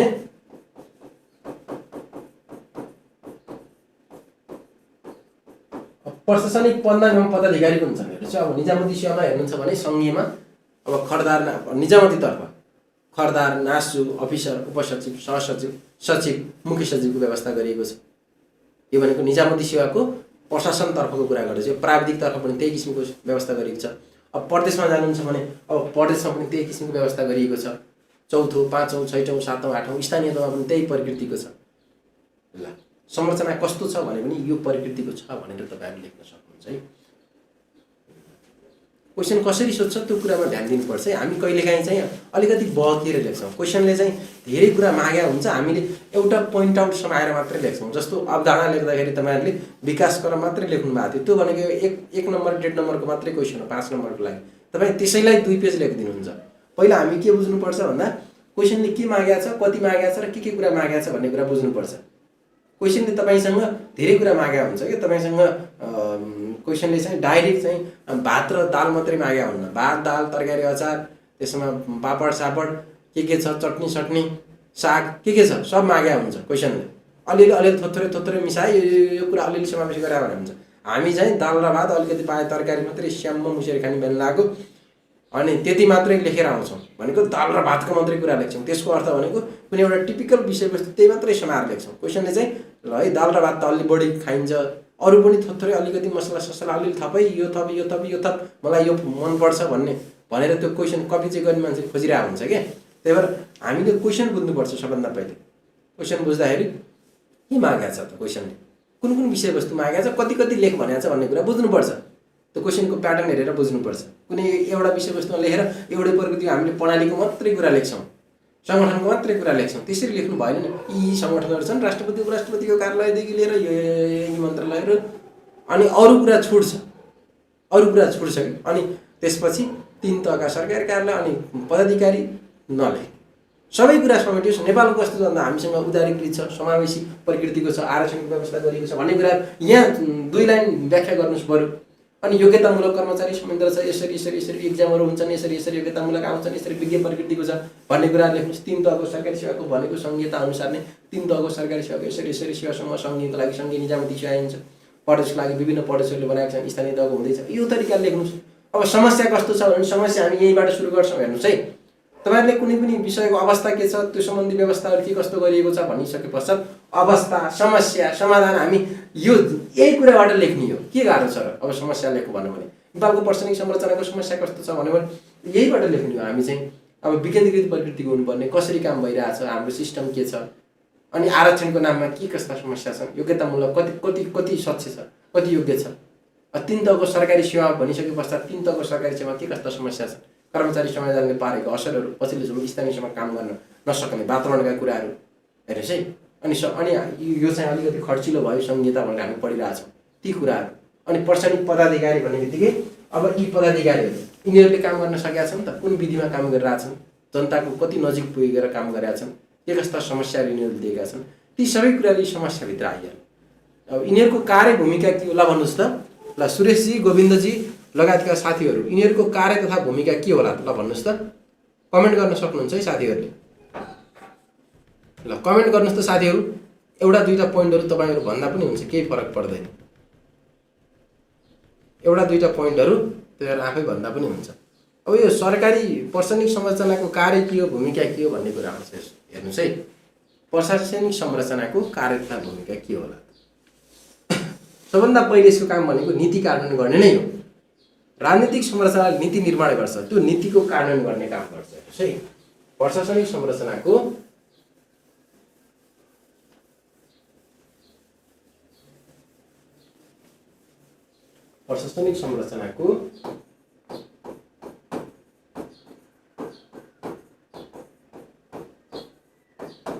कार्य तथा भूमिका। प्रशासनिक संरचनाको कार्य तथा भूमिका सबभन्दा पहिले नीति निर्माण गर्ने काम राजनीतिक संरचनाले गर्छ भने त्यो नीतिको कार्यान्वयन गर्ने काम लेख्नुहोस् त। पहिलो काम भनेको जति पनि नीति हुन्छ त्यो नीतिको कार्यान्वयन गर्ने काम कसले गर्छ? नीतिको कार्यान्वयन गर्ने काम सरकारको शासनको प्रशासनिक संरचनाले गर्छ। अनि सरकारको निर्देशन एवं अनि निर्णयको नियमको पालना गर्छ। सरकारको निर्देशन, दोस्रो नम्बरमा लेख्नुहोस् त, सरकारको निर्देशन, त्यसै गरेर निर्णयको पालना गर्छ। सरकारको निर्देशन एवं निर्णयको पालना। सरकारको निर्देशन हो निर्णय। अनि नियमन एवं शान्ति सुरक्षा ल हेर्नुहोस् त, यी पुलिसहरू, यी आर्मी, सेना, यी सबै प्रशासनिक संरचनाभित्र पर्छन्। अनि देशमा नियमन गर्ने साथीहरू, आवश्यक पर्दा नियमन गर्ने, अनि शान्ति सुरक्षा अमन चयन काम गर्ने काम कसले गर्छन्?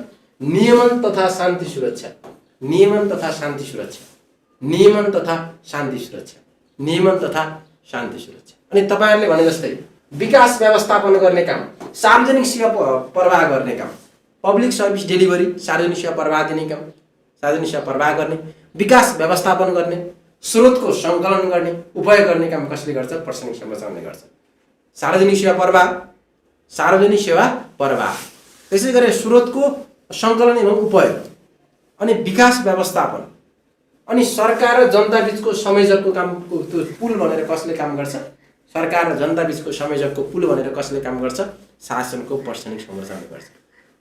अनि अर्को भनेको साथीहरू सरकारलाई सहयोग गर्छ, सरकारलाई आवश्यक सुझाव दिन्छ, सहयोग गर्छ। कसरी सहयोग गर्छ भन्दा नीति मस्यौदा तयार गर्दाखेरि सहयोग गर्छ। अनि सूचना प्रवाह गरेर सरकारलाई आवश्यक पर्ने विभिन्न किसिमका सूचनाहरू प्रदान गर्ने काम कसले गर्छ? सूचनाको सङ्कलन कोसँग हुन्छ? सरकारसँग हुँदैन, राजनीतिक संरचनासँग, प्रशासनिक संरचनासँग हुन्छ, त्यो सूचना प्रवाह गर्ने काम। अनि विज्ञता सेवा, प्रशासनिक संरचना भनेको आफैमा नै विज्ञ समूह हो भनेर हामीले पढिरहेछौँ। यसको फिचर्सभित्र नै यो आफैमा विज्ञ समूह हो, विज्ञ सेवा हो भनेर पढाएका छौँ। त्यो विज्ञता प्रदान गर्ने काम कसले गर्छ? विज्ञता प्रदान गर्ने काम। अनि सरकारलाई आवश्यक राय सल्लाह दिने, पृष्ठपोषण गर्ने काम कसले गर्छ? शासनको प्रशासनिक संरचनाले गर्ने गर्छ। अनि यसले चाहिँ अनुसन्धान गर्ने, विकास गर्ने, विभिन्न शासकीय साझेदारहरूसँग सम्मेलन गर्ने, सहकार्य गर्ने, अनि ती शासकीय लाभहरू जनताको घर दैलोसम्म पुर्याउने काम कसले गर्छ? शासनको प्रशासनिक संरचनाले गर्ने गर्छ। त्यही भएर कुनै पनि देशको शासन व्यवस्था त्यो देशको प्रशासनिक व्यवस्था भन्दा राम्रो हुन सक्दैन भन्नुको कारण के हो? यिनै कारणहरू हुन् साथीहरू। ल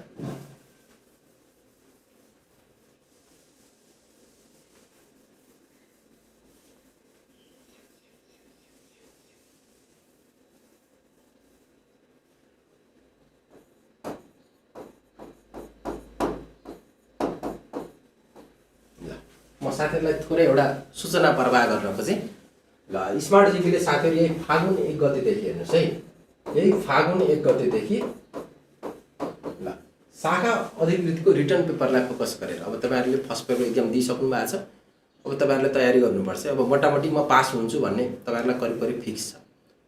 अब तपाईँहरूलाई चाहिँ अब पास हुन्छु भन्ने करिब करिब फिक्स हुन्छ। पास भएपछि पुगिहाल्छ। मैले धेरै पटक भनिसकेको छु, पास भएपछि अगाडि तयारी गरिहाल्ने, कति मिल्छसँग सरकार नलिनुहोस्।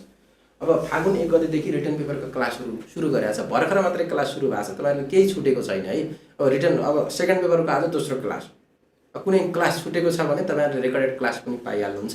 अनि बुझ्नु भएन भने जुनसुकै समय सोध्न पनि सक्नुहुन्छ। हाम्रो फागुन 1 गतेदेखि सेकेन्ड पेपर, थर्ड पेपर र फोर्थ पेपरको क्लास सुरु भएको छ।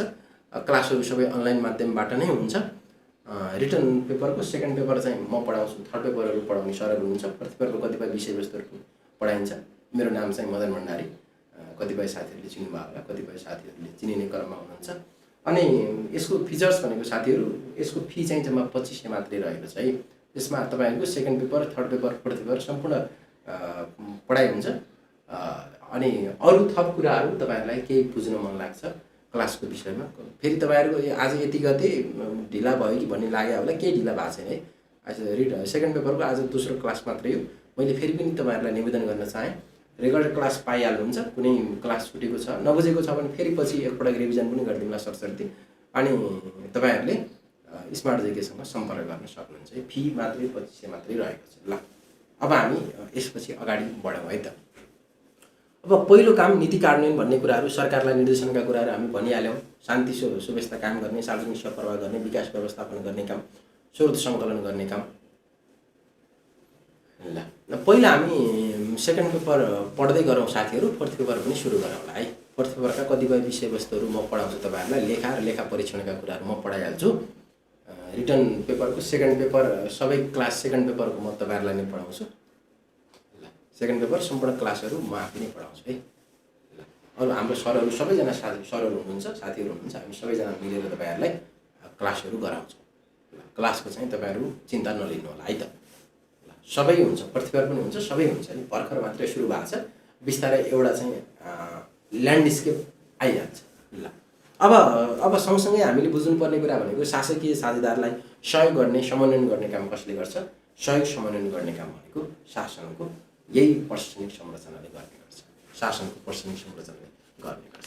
अब हाम्रो शासनको प्रशासनिक संरचना बिचको अब अन्तर सम्बन्धका कुराहरू, अब सहयोगी संरचना भनिसके पश्चात यी दुई बिच चाहिँ सम्बन्ध रहेको छ। कस्तो किसिमको सम्बन्ध छ? सहअस्तित्वपूर्ण, सहकार्यपूर्ण सम्बन्ध छ शासनको राजनीतिक संरचना र प्रशासनिक संरचना बिच। अनि यी सबैको काम भनेको शासन विकास सेवा प्रवाहको लागि आवश्यक एकअर्कामा परिपूरक छन् भन्ने कुराहरू। यी चाहिँ एकअर्काका विरोधी प्रतिस्पर्धी होइनन्, यी भनेका साथै एक आपसका सहयोगी सहकार्यमूलक संस्थाहरू हुन् भन्ने कुराहरू चाहिँ। अब तपाईँहरूलाई यसबाट क्वेसन चाहिँ जसरी पनि सोध्न सक्छ। जस्तो नेपालको प्रशासनिक संरचनाका सबल पक्ष दुर्बल पक्ष के छन् अनि सोध्यो भने कर्मचारी तन्त्रका सबल पक्ष र दुर्बल पक्षलाई मिलाएर लेख्नु होला। तपाईले कर्मचारी तन्त्रका सबल प्रशासनिक संरचना भन्ने बित्तिकै यसलाई हामी सार्वजनिक कर्मचारी तन्त्र, प्रशासन तन्त्र भनिन्छ भनेर हामी पढिसकेका छौँ। अब कर्मचारी शासनको प्रशासनिक संरचनाको सबल पक्ष र दुर्बल पक्ष भनेर सोध्यो भने तपाईहरुले यो कर्मचारी तन्त्रका तपाईँ भनिहाल्नुहुन्छ नि। सबल पक्षभित्र जे राम्रा छन्, योग्यतामूलक कर्मचारी प्रणालीदेखि लिएर नियम कानुन अनुसार चल्ने, अनि यो चाहिँ स्थायी प्रकृतिको छ, सरकारलाई सहयोग गर्ने कुराहरू, यी सबै भनेका के भयो? यी सबै भनेका साथीहरू सक्षम, यसका सबल पार्टहरू भए। यसका दुर्बल पार्ट त मैले भन्नु पर्दैन। सरकारी कर्मचारीलाई गाली गर्नु पर्यो भने फेसबुक खोलेर कुनै एउटा यसो हेर्यो भने त्यहाँ थाहा भइहाल्छ। तपाईँ हामी मध्येबाट नै यो त्यो गाली गर्ने। अब भोलि आज तपाईँले गाली गर्नुभएको छ, भोलि नाम निस्कियो फेरि तपाईँलाई गाली गर्दाखेरि साथीहरूले किन यसरी भने होला भन्ने लाग्न सक्छ है। ल यसका दुर्बल पक्ष साथीहरू लेख्न सकिहाल्नुहुन्छ। नेपालको कस्तो प्रकृतिको छ भनेर सोध्यो भने अघि तपाईँहरूले हामी जुन 5वटा कुराहरू लेख्यौँ अनि कार्यभूमिका पनि लेख्नुपर्छ। तपाईँहरूले त्यो कुरालाई चाहिँ मिलाएर तपाईँहरू लेख्न सक्नुहुन्छ भन्ने लाग्छ है मलाई चाहिँ। अब यसमा हामीले अब शासनको स्वरूपभित्र धेरै कुराहरू छन्। जस्तो प्रेसिडेन्टल सिस्टम प्रणाली, अनि त्यसै गरेर साथीहरू संसदीय शासन प्रणाली, मिश्रित प्रणाली, अनि त्यसै गरेर एकात्मक सरकार अनि सङ्घात्मक सरकार, यी सबै कुराहरू पनि सरस्वती चाहिँ तपाईँहरू हेर्नु होला। अब त्यसमा धेरै गाह्रो छ जस्तो चाहिँ मलाई लाग्दैन। ल केही छ साथीहरूले अहिलेसम्म पढाएको मध्येबाट साथीहरूले केही नबुझेको छ अथवा त्यस्तो सोध्नुपर्ने छ भने तपाईँहरू सोध्न सक्नुहुन्छ है त।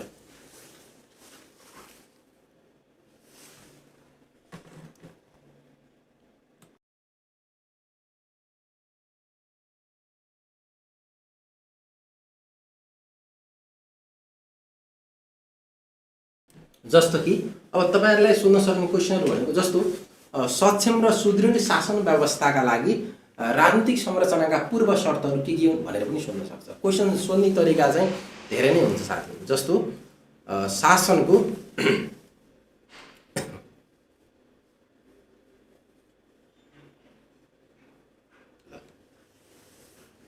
जस्तो क्वेशन लेख्नु होला, सक्षम र सुदृढ शासन व्यवस्थाका लागि राजनीतिक संरचनाका पूर्व शर्त के हुन्? सक्षम र सुदृढ शासन व्यवस्थाका लागि राजनीतिक संरचनाका पूर्व शर्तहरु के हुन्? भन्नुस् त। एउटा सक्षम र सबल सुदृढ राजनीतिक संरचनाका लागि यसका पूर्व शर्त के हुन्? ल भन्नुस् त। यसका पूर्व शर्तहरु के हुन सक्छन् होला त? तपाईहरु आफै पनि भन्न सक्नुहुन्छ है। ल भन्नुस् त साथीहरु। सक्षम र सुदृढ शासन व्यवस्थाका लागि राजनीतिक संरचनाका पूर्व शर्तहरु के हुन्छन् होला? राजनीतिक संरचनाका पूर्व शर्त कस्तो हुनुपर्छ? सबल र सक्षम शासन प्रणालीका लागि राजनीतिक संरचनाका पूर्व शर्त भनेपछि राजनीतिक संरचनातर्फ फर्कौं हामी। कस्तो किसिमको शासन प्रणाली हुनुपर्छ? सकेसम्म पहिले लोकतान्त्रिक शासन प्रणाली हुनुपर्छ। एक नम्बरमा साथीहरु लोकतान्त्रिक शासन प्रणाली हुनुपर्छ। लोकतान्त्रिक शासन प्रणाली हुनुपर्छ। लोकतान्त्रिक शासन निरङ्कुश शासन प्रणाली छ, जनतालाई अधिकारमा कटौती गरिएको छ, मानव अधिकार नागरिकका अधिकार कटौती गरिएको छ भने त्यसमा सक्षम र सुदृढ शासन व्यवस्था हुन सक्दैन। राजनीतिक संरचनाका पूर्व शर्त भनेपछि राजनीतिक संरचनासँग हामी जोडिनु पर्यो। लोकतान्त्रिक शासन प्रणाली हुनु पर्यो। सबभन्दा पहिले एक नम्बरमा लेख्नुस् है, तपाईहरुले क्वेशन सोध्न सक्छ। लोकतान्त्रिक शासन प्रणाली हुनु पर्यो। अनि आवधिक निर्वाचन प्रणाली हुनु पर्यो। निर्वाचन प्रणाली धेरै जोडिएको छ।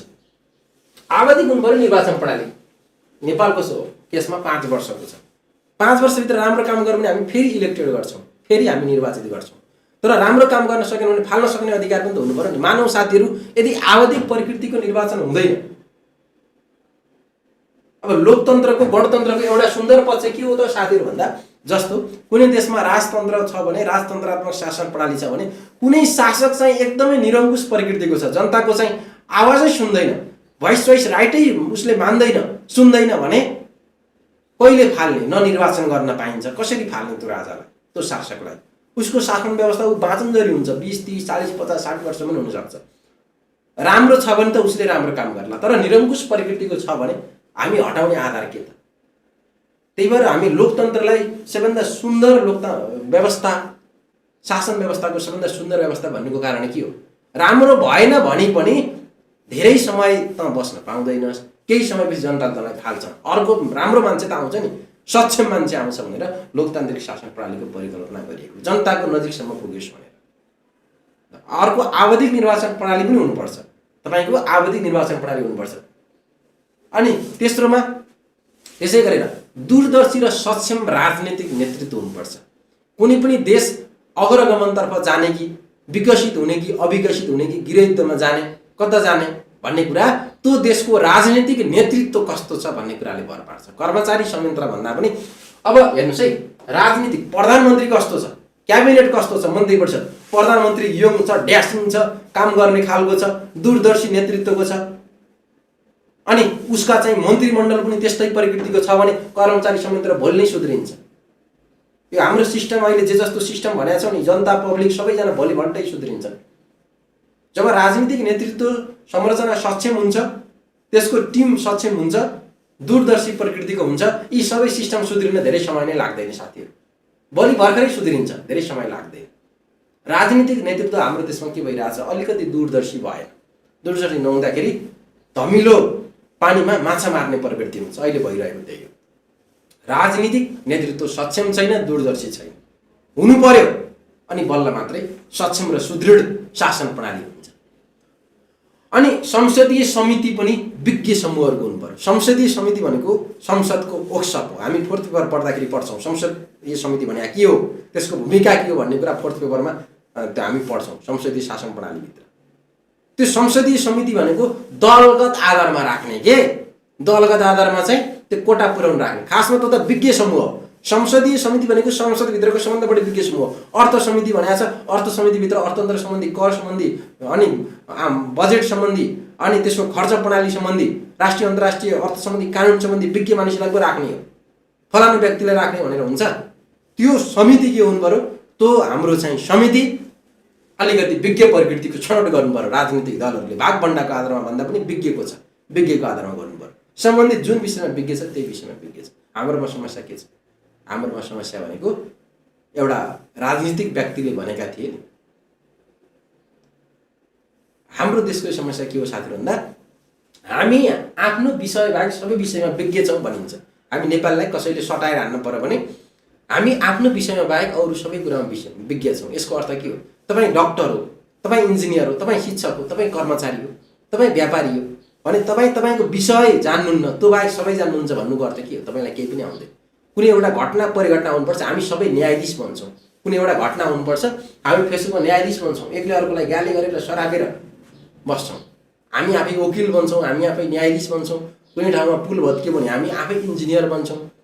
कतै कोही केही केस भयो, अस्पतालमा कोही बिरामी मर्यो डाक्टरको लापरवाहीले भने हामी आफै चाहिँ डाक्टर बनिदिन्छौँ। कतै प्लेन केही समस्या क्रास भयो भने हामी आफै पाइलट बनिदिन्छौँ। हेर्नुहोस् है, तपाईँ हाम्रो प्रवृत्ति यही होइन, हरेक विषयमा घुस्ने बानी, हरेक विषयमा। यसको अर्थ के हो, हामीलाई केही पनि आउँदैन, हामीलाई सटाएर हानिन्छ। हामीलाई सटारहरूलाई हामी आफ्नो विषय बाहेक सबै विषयमा विज्ञ भन्नुको अर्थ के हो, डक्टरलाई डक्टरी पेसा बाहेक अरू सबै आउँछ भन्नुको अर्थ उसलाई केही पनि आउँदैन। कर्मचारीलाई काम गर्ने शैली बाहेक अरू आउँछ भन्नुको अर्थ उसलाई आउँदैन। व्यापारीलाई व्यापार गर्न बाहेक अरू सबै आउँछ भन्नुको अर्थ के हो, ल त्यो किसिमको सुधार आउनुपर्छ। ल अनि शक्ति पृथकीकरण र सन्तुलन हुनुपर्छ। शक्ति पृथकीकरण सन्तुलन नियन्त्रण भनेको के हो साथीहरूले बुझ्नु भएको छ। सरकारका प्रमुख अङ्गहरू कार्यपालिका, व्यवस्थापिका र न्यायपालिका सबैको शक्तिको विभाजन छ। हेर्नुहोस् है, हरेकले कसैले के काम गर्ने भनेर शक्तिको विभाजन गरिएको छ। सँगसँगै शक्तिको पृथकीकरण, नियन्त्रण र सन्तुलनको व्यवस्था पनि गरिएको छ। एकले अर्कोलाई चेक एन्ड ब्यालेन्स गरोस्। कुनै पनि संस्था चाहिँ निरङ्कुश नहोस्, कुनै पनि संस्था चाहिँ निरङ्कुश नहोस् भनेर एकले अर्कोलाई चेक एन्ड ब्यालेन्स गर्ने सिद्धान्तहरूको व्यवस्था गरिएको छ हाम्रो शासन प्रणालीमा। त्यसलाई व्यवहार रूपमा कार्यान्वयन गर्नु पर्यो। शक्ति पृथकीकरण, नियन्त्रण, सन्तुलनलाई व्यवहारिक रूपमा प्रयोग हुनु पर्यो। अनि असल र सदाचार मैत्री राजनीतिक संरचना हुनु पर्यो। हाम्रो सबभन्दा समस्या के छ? तपाईँको अहिलेको सिनारीको राजनीतिक दलहरू हेरौँ न। जुनसुकै समय पनि सरकार अहिले जति नै ती राजनीतिक दलहरूले, ती नेताहरूले एकले अर्काको जति नै खेदो खने पनि, जति नै काटमार गरे पनि भोलि सरकार बनाउनु पर्छ, कुनै विषयमा सहमति गर्नुपर्छ भने भोलि पल्टै तिनीहरू एउटै टेबलमा बस्छ। उनीहरू बिच द्वन्द्व छैन। तर हामी यी जति पनि हामी जनता, जति पनि राजनीतिक दलका ती सदस्यहरू छन्, एउटा पार्टीको कुनै नेताको बारेमा विषय आयो भने अर्कोले गाली गरेको छ, भित्रभित्रै कमेन्टमा लडाइँ गरेको छ। हामीमा असल राजनीतिक सदाचार नै छैन। एकले अर्कोलाई गाली गर्ने। तपाईँ कुनै राजनीतिक दलमा आस्था कोही न कोही हुन्छ, कसैले देखाउँछ, कसैले देखाउँदैन, त्यो अलग कुरा हो। तपाईँ कुनै राजनीतिक दलको हो भने त्यसलाई गाली गरिहाल्ने, तपाईँको मात्रै राम्रो, तपाईँ जुन पार्टीमा हुनुहुन्छ त्यो मात्रै राम्रो छ, त्यो बाहेक अरू राम्रै होइन भन्ने सिद्धान्त छ क्या हामी नेपाली जनतामा। तपाईँ कुनै राजनीतिक दलको सदस्य हो भने त्यही मात्रै नयाँ हो, पुरानो जति खत्तम भन्ने छ, पुरानोलाई यो नयाँले के गर्छ भन्ने छ। अहिले यही द्वन्द्व होइन? अहिले फेसबुकमा देखिने जुवारी यही होइन त साथीहरू? हामीसँग राजनीतिक संस्कार छ? हामी कतिसम्म गिरेर कमेन्ट गरेको देख्नुहुन्छ? अलिकति पढे लेखेको मान्छे अझ बढी त्यो लेभलमा उत्रिन्छ। हामी चाहिँ राजनीतिक निषेधको संस्कारतर्फ गइरहेछौँ। यसले चाहिँ समाजमा झन् अराजकपन, हाम्रो भाइचारा, हामी नेपाली भनेको भाइचारा सौहार्दपनले चिनिने होइन विश्वमा नै। यो राजनीतिक द्वन्द्वले गर्दाखेरि यो विचारमा मतलब, अनि तपाईँलाई जे राम्रो लाग्छ त्यही नै राम्रो लाग्नुपर्छ भन्ने छैन छ र साथीहरू। यति धेरै राजनीतिक दलहरू छन्, तपाईँ कुनै एउटा पार्टीलाई मान्नुहुन्छ, तपाईँ अर्कोले कसैलाई मान्छ भने रेस्पेक्ट गर्नुहोस् के त्यसलाई। अब मानौँ साथीहरू, तपाईँहरू 5 जना हुनुहुन्छ, कसैलाई रातो मनपर्छ, कसैलाई पहेँलो मनपर्छ, कसैलाई निलो मनपर्छ, कसैलाई कालो मनपर्छ, कसैलाई हरियो मनपर्छ। हेर्नुहोस् है, यो 5 जना व्यक्ति छन्, यो रातो, पहेँलो, निलो, कालो, हरियो मनपर्छ भने अब उसले रातो मन पराउने मान्छेलाई तपाईँ पहेँलो भने पहेँलै मन परा, रातो खत्तम किन भन्नु पर्यो र? उसले रातो मन पराउनुको कारण होला। तपाईँलाई पहेँलो मनपर्छ भने अनि अरू यी रातो पहेँलो बाहेक अरूले गाली गर्नुपर्ने कारण के छ? तपाईँलाई कालो मनपर्छ भने अरूले गाली गर्नुपर्ने कारण के छ? सम्मान गर्नुहोस् न। रातो मन पराउनुको कारण छ होला। कुनै एउटा पार्टीमा आस्था राख्छ भने उसले केही न केही देखेरै आस्था राखेको होला। अहिले नेपालमा सबभन्दा बढी प्रयोग हुने शब्द भनेको झोले शब्द। साथीहरूले नि कमेन्टमा कतिपय साथीहरू यहाँ पनि हुनुहुन्छ होला, त्यो प्रवृत्ति नगरौँ। हामीसँग अब यो प्रसङ्ग बस आएको है साथीहरू, ल त्यसको पछाडि कोही लाग्छ भने केही न केही देखेरै लागेको छ कि त्यो गलत हो भन्ने होइन। समस्या सबैमा हुन्छ, नयाँमा पनि छ होला, पुरानोमा पनि छ होला, सबैमा समस्या होला। कतिपय राम्रा कुरा पनि होलान्, कतिपय नराम्रा कुरा पनि होलान्। कोही चाहिँ पुरै दुधले नुहाएको हुने, कोही चाहिँ खतमै हुने भन्ने हुँदैन है। त्यो भित्रका पनि राम्रा नराम्रा पक्षहरू हुन्छन्, त्यसलाई केलाउन आवश्यक छ।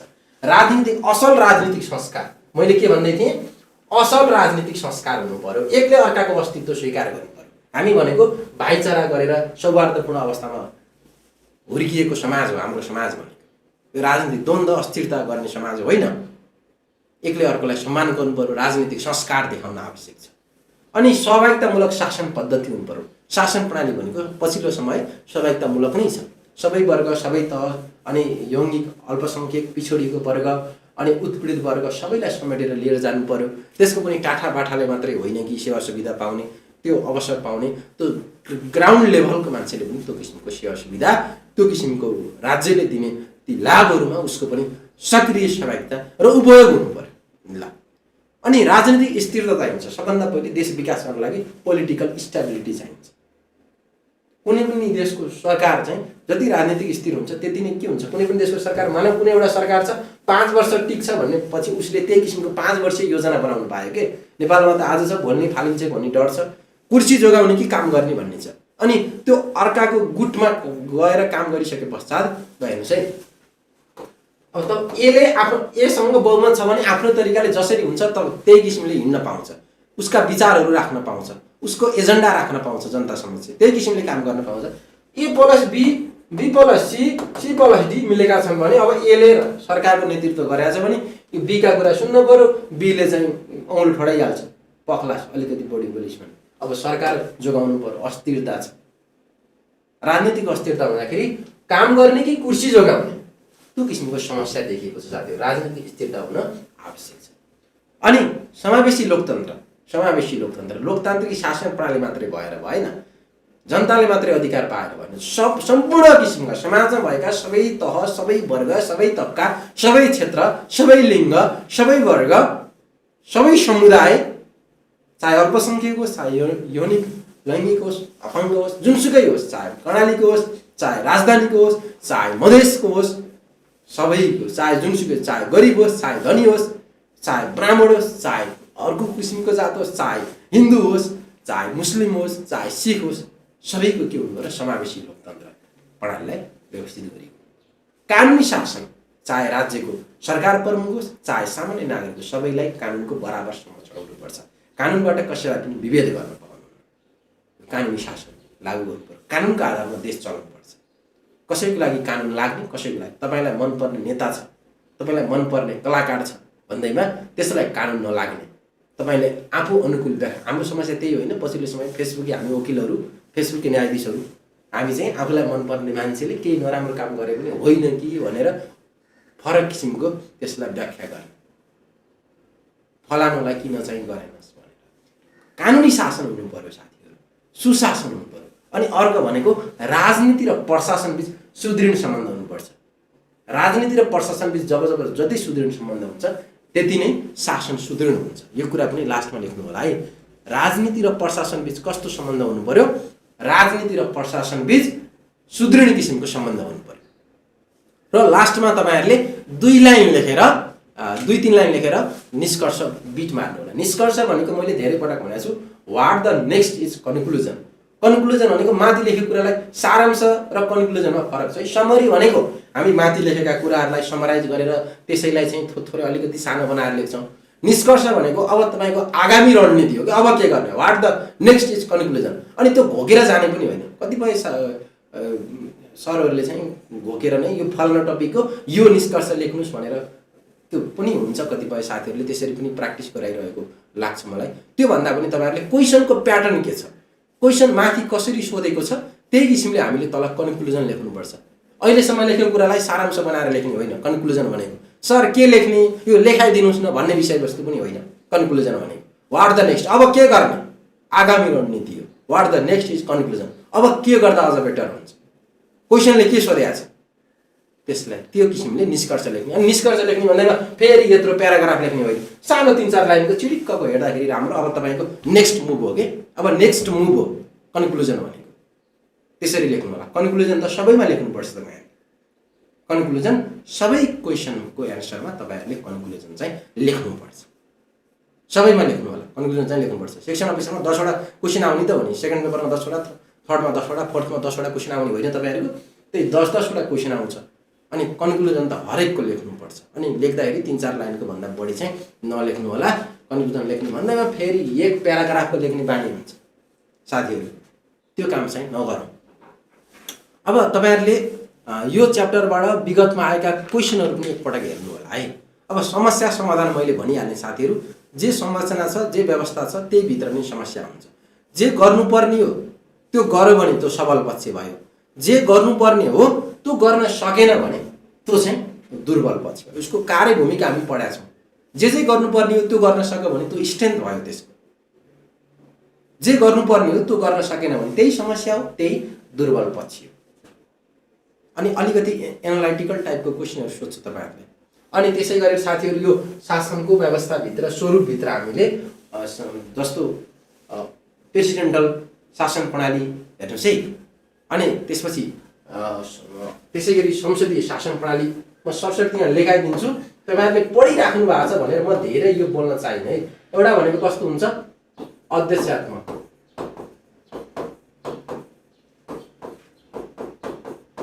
यसका सबल दुर्बल पक्षहरू भन्ने कुराहरू पनि हुन्छन् हेर्नुहोस् है। अनि संसदीय शासन प्रणाली अनि मिश्रित शासन प्रणाली अनि त्यसै गरेर साथीहरू एकात्मक शासन प्रणाली र संघात्मक शासन प्रणाली।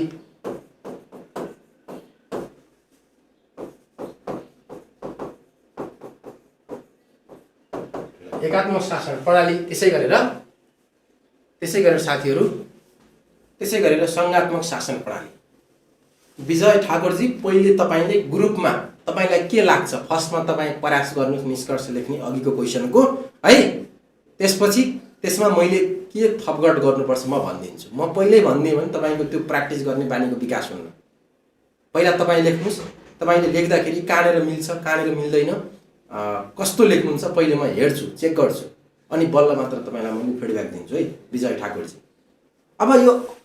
अब यो स्वरूपभित्र हेर्नुहोस्, यो राजनीतिक संरचनाभित्रका कुराहरू यी सबै भनेका अध्यक्षात्मक शासन प्रणाली, संसदीय शासन प्रणाली। हाम्रो देशले चाहिँ संसदीय शासन प्रणाली अवलम्बन गरेको छ।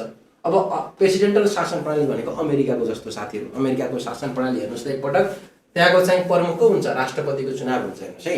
अनि त्यहाँ चाहिँ हेड अफ स्टेटको हुन्छ, हेड अफ स्टेट चाहिँ राष्ट्रपति हुने व्यवस्था हुन्छ। अनि त्यसो सरकार प्रमुख पनि त्यही हुन्छ। प्रधानमन्त्री तपाईँ चाहिँ रुसको प्रधानमन्त्री अनि त्यसै गरेर अमेरिकाको प्रधानमन्त्री को छ तपाईँसँग मतलब छ छैन साथीहरू। अनि राष्ट्रपतिको चुनाव हुन्छ, राष्ट्रपतिले मन्त्रीमण्डल पनि आफै बनाउँछ साथीहरू, राष्ट्रपतिले मन्त्रीमण्डल पनि आफै बनाउँछ। ती मन्त्रीमण्डलका ती मन्त्रीहरू पनि निर्वाचित हुनु पर्दैन। हेर्नुहोस् त कस्तो राम्रो व्यवस्था। कोही राष्ट्रपति भयो भने मन्त्री चाहिँ उसले विषय विज्ञ ल्याउँछ, बजारबाट टिपेर विषय विज्ञ। अब कानुनको भने कानुनको कोही कानुनमा विज्ञ छ भने कानुनी मन्त्री बनाउला, कानुन मन्त्री। कोही चाहिँ साथीहरू अर्को विज्ञानमा विज्ञ छ होला विज्ञान मन्त्री बनाउला, सूचना मन्त्री। यसरी चाहिँ बजारबाट मान्छे टिप्दै राष्ट्रपतिले जसलाई मन लाग्यो उसलाई चाहिँ के बनाउन पाउँछन्, यिनीहरूले मन्त्री बनाउन पाउने व्यवस्था हुन्छ। अध्यक्षात्मक शासन प्रणाली। अब अमेरिकामा भएको शासन प्रणाली कस्तो प्रकृतिको शासन प्रणाली हो? प्रेसिडेन्टल शासन प्रणाली हो त्यहाँ भएको छ। राष्ट्रपति अनि ती मन्त्रीहरू को प्रति जिम्मेवार हुन्छन्, ती चाहिँ राष्ट्रपतिप्रति। जुनसुकै समय मन्त्रीलाई हटाउन सक्छ राष्ट्रपति। ल, राष्ट्रपतिलाई फेरि कसैले सिलेक्ट गर्छ? जनताले चुनावको माध्यमबाट सिलेक्ट गर्ने व्यवस्था हुन्छ। सरकारको गठन विघटन कसले गर्छ हेर्नुहोस् है। यसमा साथीहरू सरकार हटाउन गाह्रो छ, 2/3 हटाउनुपर्छ। राष्ट्रपति हटाउन गाह्रो छ हाम्रो संसदीय शासन प्रणालीमा जस्तो छ। अब यसका सबल पक्ष के हुन्, दुर्बल पक्ष के हुन्? ल आफै भन्नु होला है यसको सबल र दुर्बल पक्ष। भोलि म भन्ने होला तपाईँहरूलाई। म पहिले यसको परिचय र परिभाषा मात्रै। अब संसदीय शासन प्रणाली भनेको संसद नै सर्वे सर्वा हुने। यो चाहिँ बेलायतबाट आएको, हामी पनि यही संसदीय शासन प्रणालीमा छौँ। यसको साथीहरू राष्ट्रपति पनि हुन्छ कतिपय देशहरूमा संसदीय शासन प्रणालीमा, तर यसको प्रमुख हेडमास्टर भनेको को? संसद नै हो। सरकार प्रमुख प्रधानमन्त्री हुने व्यवस्था हुन्छ, सरकार प्रमुख प्रधानमन्त्री हुने व्यवस्था हुन्छ। नेपालमा हेर्नुहोस्, बेलायतमा हेर्नुहोस्। तर संसद यति शक्तिशाली हुन्छ, प्रधानमन्त्री हामीले प्रधानमन्त्री को बनाउने भनेर हामीले निर्वाचित गरेको होइन। हामीले त यी संसदहरूलाई निर्वाचित गरेर पठाएको हौँ हरेक क्षेत्रबाट। तर प्रधानमन्त्री को बनाउने भन्ने कुरा चाहिँ संसदले निर्धारण गर्छ। सबभन्दा ठुलो को हुन्छ? संसद। चाह्यो भने प्रधानमन्त्री आजै फाल्न सक्छ, चाह्यो भने प्रधानमन्त्री आजै हटाउन पनि सक्छ, बनाउन पनि सक्छ। सम्पूर्ण अधिकार संसदमा हुन्छ। संसदीय शासन प्रणालीलाई व्यङ्ग्य गर्दै एउटा के भनिएको छ साथीहरू भन्दा, बेलायतको सांसदले, बेलायतको जुन त्यो चाहिँ सांसद छ, संसद छ, त्यो बेलायतको संसदले चाहिँ केटा मान्छेलाई केटी मान्छे र केटी मान्छेलाई केटा मान्छे र केटालाई केटी बनाउन बाहेक सबै काम गर्न सक्छ भनिन्छ के। लोग्ने, अझ त्यही भनेको ठेट भाषा त लोग्ने मान्छेलाई पुरुष मान्छे र पुरुष मान्छेलाई स्वास्नी मान्छे बनाउन बाहेक सबै काम गर्न सक्छ बेलायतको संसदले भन्ने गरिन्छ। त्यसको अर्थ हेर्नुहोस् त, संसद यो शासन प्रणालीमा संसदको भूमिका कति धेरै हुने रहेछ। अब संसदीय शासन प्रणाली किन ल्याइयो होला त? यसका सबल पक्ष, यसका दुर्बल पक्ष। हामीले अवलम्बन गरेको शासन प्रणाली भनेको कुन किसिमको शासन प्रणाली हो? संसदीय शासन प्रणाली हो। संसदीय शासन प्रणालीमा संसद सर्वे सर्वा हुन्छ। हेर्नुहोस् है, संसद सर्वे सर्वा हुन्छ। प्रधानमन्त्रीको नियुक्ति, त्यसको बर्खास्ती सम्पूर्ण अधिकार कोमा हुन्छ? संसदमा हुन्छ। संसद भनेका को हुन् फेरि? संसद भनेका हाम्रै ती जननिर्वाचित प्रतिनिधिहरूको समूह होइन संसद भनेको। अब मिश्रित भनेको अध्यक्षात्मक शासन प्रणालीका अवलम्बन पनि केही फिचर्सहरू पनि लागू गरिएको र संसदीयका पनि त्यही फिचर्सहरू लागू गरिएकोलाई हामीले मिश्रित किसिमको शासन प्रणाली भन्ने गर्छौँ। डिटेलमा म फेरि पनि भनौँला, अहिले अब समय एकदम कम भएको कारणले गर्दाखेरि सरसर्ती मात्रै भनिदिन्छु, साथीहरूले एकपटक हेर्नु होला, बुझ्नु भएन भने फेरि भन्नु होला। अब एकात्मक शासन प्रणाली भनेको त साथीहरूले बुझ्नु भएको छ, यो 72 सालभन्दा अगाडि हाम्रो शासन प्रणाली पनि एकात्मक प्रकृतिको थियो। देशमा एउटा मात्रै सरकार हुने, एउटा मात्रै कार्यपालिका हुने, एउटा मात्रै व्यवस्थापिका हुने, एउटा मात्रै न्यायपालिका हुने शासन प्रणाली हामीले एकात्मक किसिमको शासन प्रणाली भन्ने गरिन्छ। सम्पूर्ण शक्ति स्रोत र अधिकार चाहिँ केन्द्रमा मात्र सीमित हुन्छ। योभन्दा अगाडि हेर्नुहोस् त, सरकार एउटै थियो, सिंहदरबार मात्रै थियो, अरू सरकार थिए, तपाईँको पालिकामा सरकार थियो थिएन। सम्पूर्ण शक्ति स्रोत र अधिकार एकै ठाउँ मात्रै हुन्थ्यो। यसका सबल पक्ष भनेको काम गर्न सहज हुन्छ, निर्णय प्रक्रिया छिटो हुन्छ, कम खर्चिलो हुन्छ। अब दुर्बल पक्षभित्र साथीहरू काठमाडौँको मान्छे, अब जुम्लाको मान्छे, यता बाहिर कर्णालीको मान्छे यहाँ आउनु पऱ्यो कुनै सेवा लिनको लागि, त्यहाँको मान्छे त्यहाँको समस्या चाहिँ यहाँको सरकारले बुझ्छ, मधेसको समस्या कर्णालीको समस्या बुझ्न सक्छ? सक्दैन। एकात्मक शासन प्रणालीका सबल र दुर्बल पक्षहरू पनि आफ्नो आफ्नो ठाउँमा छ। अब सङ्घात्मक शासन प्रणाली भनेको कस्तो किसिमको शासन प्रणाली होला भन्नुहोस् त। सङ्घात्मक शासन प्रणाली भनेको साथीहरू यसमा चाहिँ शक्ति स्रोत र साधनको बहुतहमा परेको हुन्छ। एउटा मात्रै सरकार हुँदैन साथीहरू, बहुतहका सरकारहरू हुन्छ, 2 या 2 भन्दा बढी तहका सरकार हुन्छ। सार्वसत्ताको प्रयोग सबै तहले गर्छ। नेपालको शासन प्रणाली हेर्नुहोस् त, अहिले हामीसँग 3 तहको सरकार छ, सङ्घीय सरकार, प्रादेशिक सरकार, स्थानीय सरकार। विकेन्द्रीकरणको बेस्ट इक्जाम्पल हो सङ्घात्मक शासन प्रणाली भनेको। शक्ति स्रोत र अधिकार संविधानमा नै स्पष्ट व्यवस्था गरिएको हुन्छ सङ्घात्मक शासन प्रणालीमा। नेपालको संविधान हेर्नुहोस् त, सङ्घको अधिकारको सूची, एकल अधिकारको सूची, प्रदेशको एकल अधिकारको सूची, स्थानीय तहको एकल अधिकारको सूची, सङ्घ र प्रदेशको साझा, सङ्घ प्रदेश स्थानीय तह तिनै तहको साझा अधिकारको सूची भनेर संविधानमा नै स्पष्ट व्यवस्था गरिएको हुन्छ सङ्घात्मक शासन प्रणालीमा। यी सङ्घीय तहले के काम गर्ने, प्रादेशिक तहको काम के गर्ने, कुन कुन कानुन बनाउन पाउने, कुन कुन अधिकार क्षेत्रभित्र उसले वकआउट गर्न पाउने, स्थानीय तहको कार्यक्षेत्र के हो भन्ने कुरा कहाँ व्यवस्था गरिएको हुन्छ। ती सबै कुराहरू संविधानद्वारा नै स्पष्ट मार्गदर्शन गरिएको हुन्छ। सङ्घात्मक शासन प्रणालीमा हेर्नुहोस् त, हामीसँग अहिले सङ्घमा एउटा, प्रदेशमा 7 वटा र स्थानीय तहमा 753 गरेर 761 वटा सरकार छ, 761 वटा सिंहदरबार छ। तपाईँसँग नजिकको सरकार छ। सङ्घात्मक सरकारको सबल पक्ष नै हामीले के भिजनसहित, के उद्देश्यसहित संहिता ल्याएका हौँ, गाउँ गाउँमा सिंहदरबार पुर्याउने भनेर। यसको अर्थ चाहिँ सम्पूर्ण सेवाहरू त्यहीँबाट दिने, त्यही ठाउँबाट दिने भनेर हामीले चाहिँ त्यो किसिमको मोडालिटीमा सङ्घात्मक शासन प्रणाली ल्याएका हौँ। तपाईँलाई सुन्न सक्छ सङ्घात्मक शासन प्रणालीका सबल पक्ष दुर्बल पक्ष के हुन्? तपाईँ हामी अहिलेको सिस्टम नै सङ्घात्मक शासन प्रणाली हो, तपाईँ लेख्न सकिहाल्नुहुन्छ। अनि नेपालमा चाहिँ संहिता शासन प्रणाली पछिल्लो समय खर्चिलो बन्दै गइरहेको छ, यस्तो बन्दै गइरहेको छ, उस्तो बन्दै गइरहेको छ, यसका समस्या के हो भने समाधानका विषयवस्तु के हुन् भनेर पनि तपाईँहरूलाई त्यो किसिमले पनि क्वेसनहरू सोध्न सक्छ। नेपालको पछिल्लो समय सङ्घात्मक शासन प्रणाली कस्तो प्रकृतिको छ, अब हामीले चाहिँ के कस्ता कामहरू गर्नुपर्छ, यसलाई अझ बढी सुदृढीकरण गर्नु। क्वेसन त जसरी सोध्न पनि मिल्छ है। त्यही भएर क्वेसन चाहिँ मैले धेरै पटक तपाईँहरूलाई भनिरहेको छु, क्वेसन आफै बनाउने हो कि किताबमा भएका मात्रै क्वेसन हामी हेर्ने होइन, अलिकति आफै नै क्वेसन एउटा टपिकलाई अर्को टपिकसँग लिङ्क गरेर ल यसरी चाहिँ सोध्न सक्ला, अहिलेसम्म यस्तो किसिमको क्वेसन सोधेको रहेछ विगतमा, अब चाहिँ यसरी सोध्छ होला भनेर अलिकति आफै नै वर्कआउट गर्नुपर्छ है, प्र्याक्टिस गर्नुपर्छ। यो 5 वटा विषयवस्तु अलिकति छिटो भनिदिएको छु मैले, सरसर्ती सरफेस लेभलमा मात्रै भनेको छु।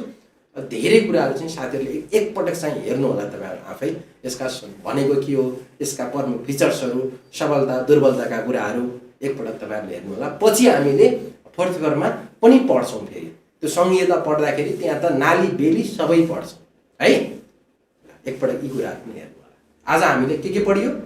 आज हामीले फर्स्टमा हिजोको एउटा होमवर्क थियो साथीहरू, त्यो होमवर्क गरियो, त्यसको चाहिँ फिडब्याक दिने काम गरियो। त्यसपछि शासनको राजनीतिक संरचना प्रशासनिक संरचना पढियो र राजनीतिक संरचनाका ती स्वरूपभित्र यी हुन् है साथीहरू। कोही कोहीले राजनीतिक संरचना लेख्नुहोस् भन्दा अझ पनि शासन प्रणाली यो प्रणाली भनेर यसरी लेखेर आउने बानी हुन्छ, त्यसरी नलेखौँ। क्वेसनले के पर्छन् यी सबै, त्यो भित्रको एउटा प्रणाली चाहिँ यो पो हो त, प्रणालीभित्रको एउटा प्रणाली पो हो त।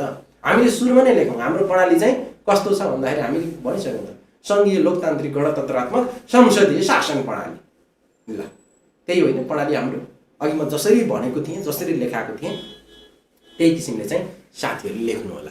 ल यसमा साथीहरूले केही छ त्यस्तो सोध्नुपर्ने केही छ भने तपाईँहरू सोध्न सक्नुहुन्छ है। केही छ साथीहरू सोध्नुपर्ने छ भने भन्नु होला है तपाईँहरूले। अहिलेसम्म आज पढाएका विषयवस्तुहरूको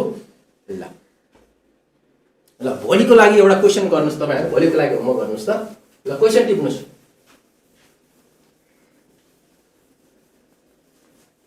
ल भोलिको लागि तपाईँहरूको होमवर्क छ, शासनको राजनीतिक एवं प्रशासनिक संरचना बीचको अन्तर सम्बन्ध उल्लेख गर्दै लेख्नुस् त शासनको राजनीतिक एवं प्रशासनिक संरचना बीचको।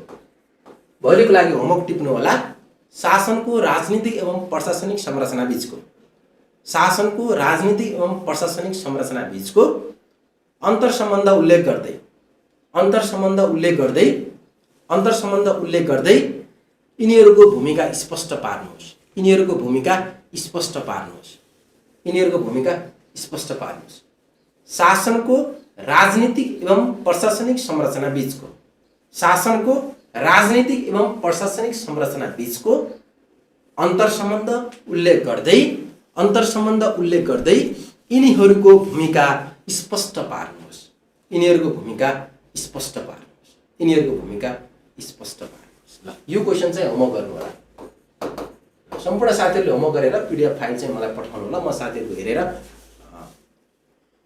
ल साथीहरूको हेरेर चाहिँ म तपाईहरुको कसरी लेख्नु भएको छ त्यसको फिडब्याक चाहिँ म दिनेछु। म फेरि पनि आग्रह गरे चाहे क्लासको बारेमा तपाईहरु रिटर्न पेपरको बारेमा बुझ्नको लागि स्मार्ट जिपीको प्लेटफर्ममा चाहिँ तपाईहरुले जुनसुकै नम्बरमा पनि सम्पर्क गर्न सक्नुहुन्छ है। आज चाहिँ पब्लिक क्लास छ होला। अब चाहिँ पब्लिक क्लास हुँदैन साथीहरु, सधैँ पब्लिक क्लास गर्ने कुरा भएन। ल भोलिबाट सायद नहोला पब्लिक क्लासहरु। अरु क्लासको विषयवस्तु केही बुझ्नु पर्ने छ भने स्मार्ट जिपीको नम्बरमा चाहिँ तपाईहरु फोन गर्न सक्नुहुन्छ। ल आजलाई साथीहरु हामी यति नै गरौँ। ल तयारीलाई एकदमै मजबुत बनाउनु होला है। अब एक्जाम आउन धेरै समय बाँकी छैन। तयारीलाई एकदमै राम्रो गर्नु होला, राम्रोसँग पढ्नु होला, अध्ययन गर्नु होला। हुन्छ, तपाईहरुको दिन शुभ रहोस्। हस्।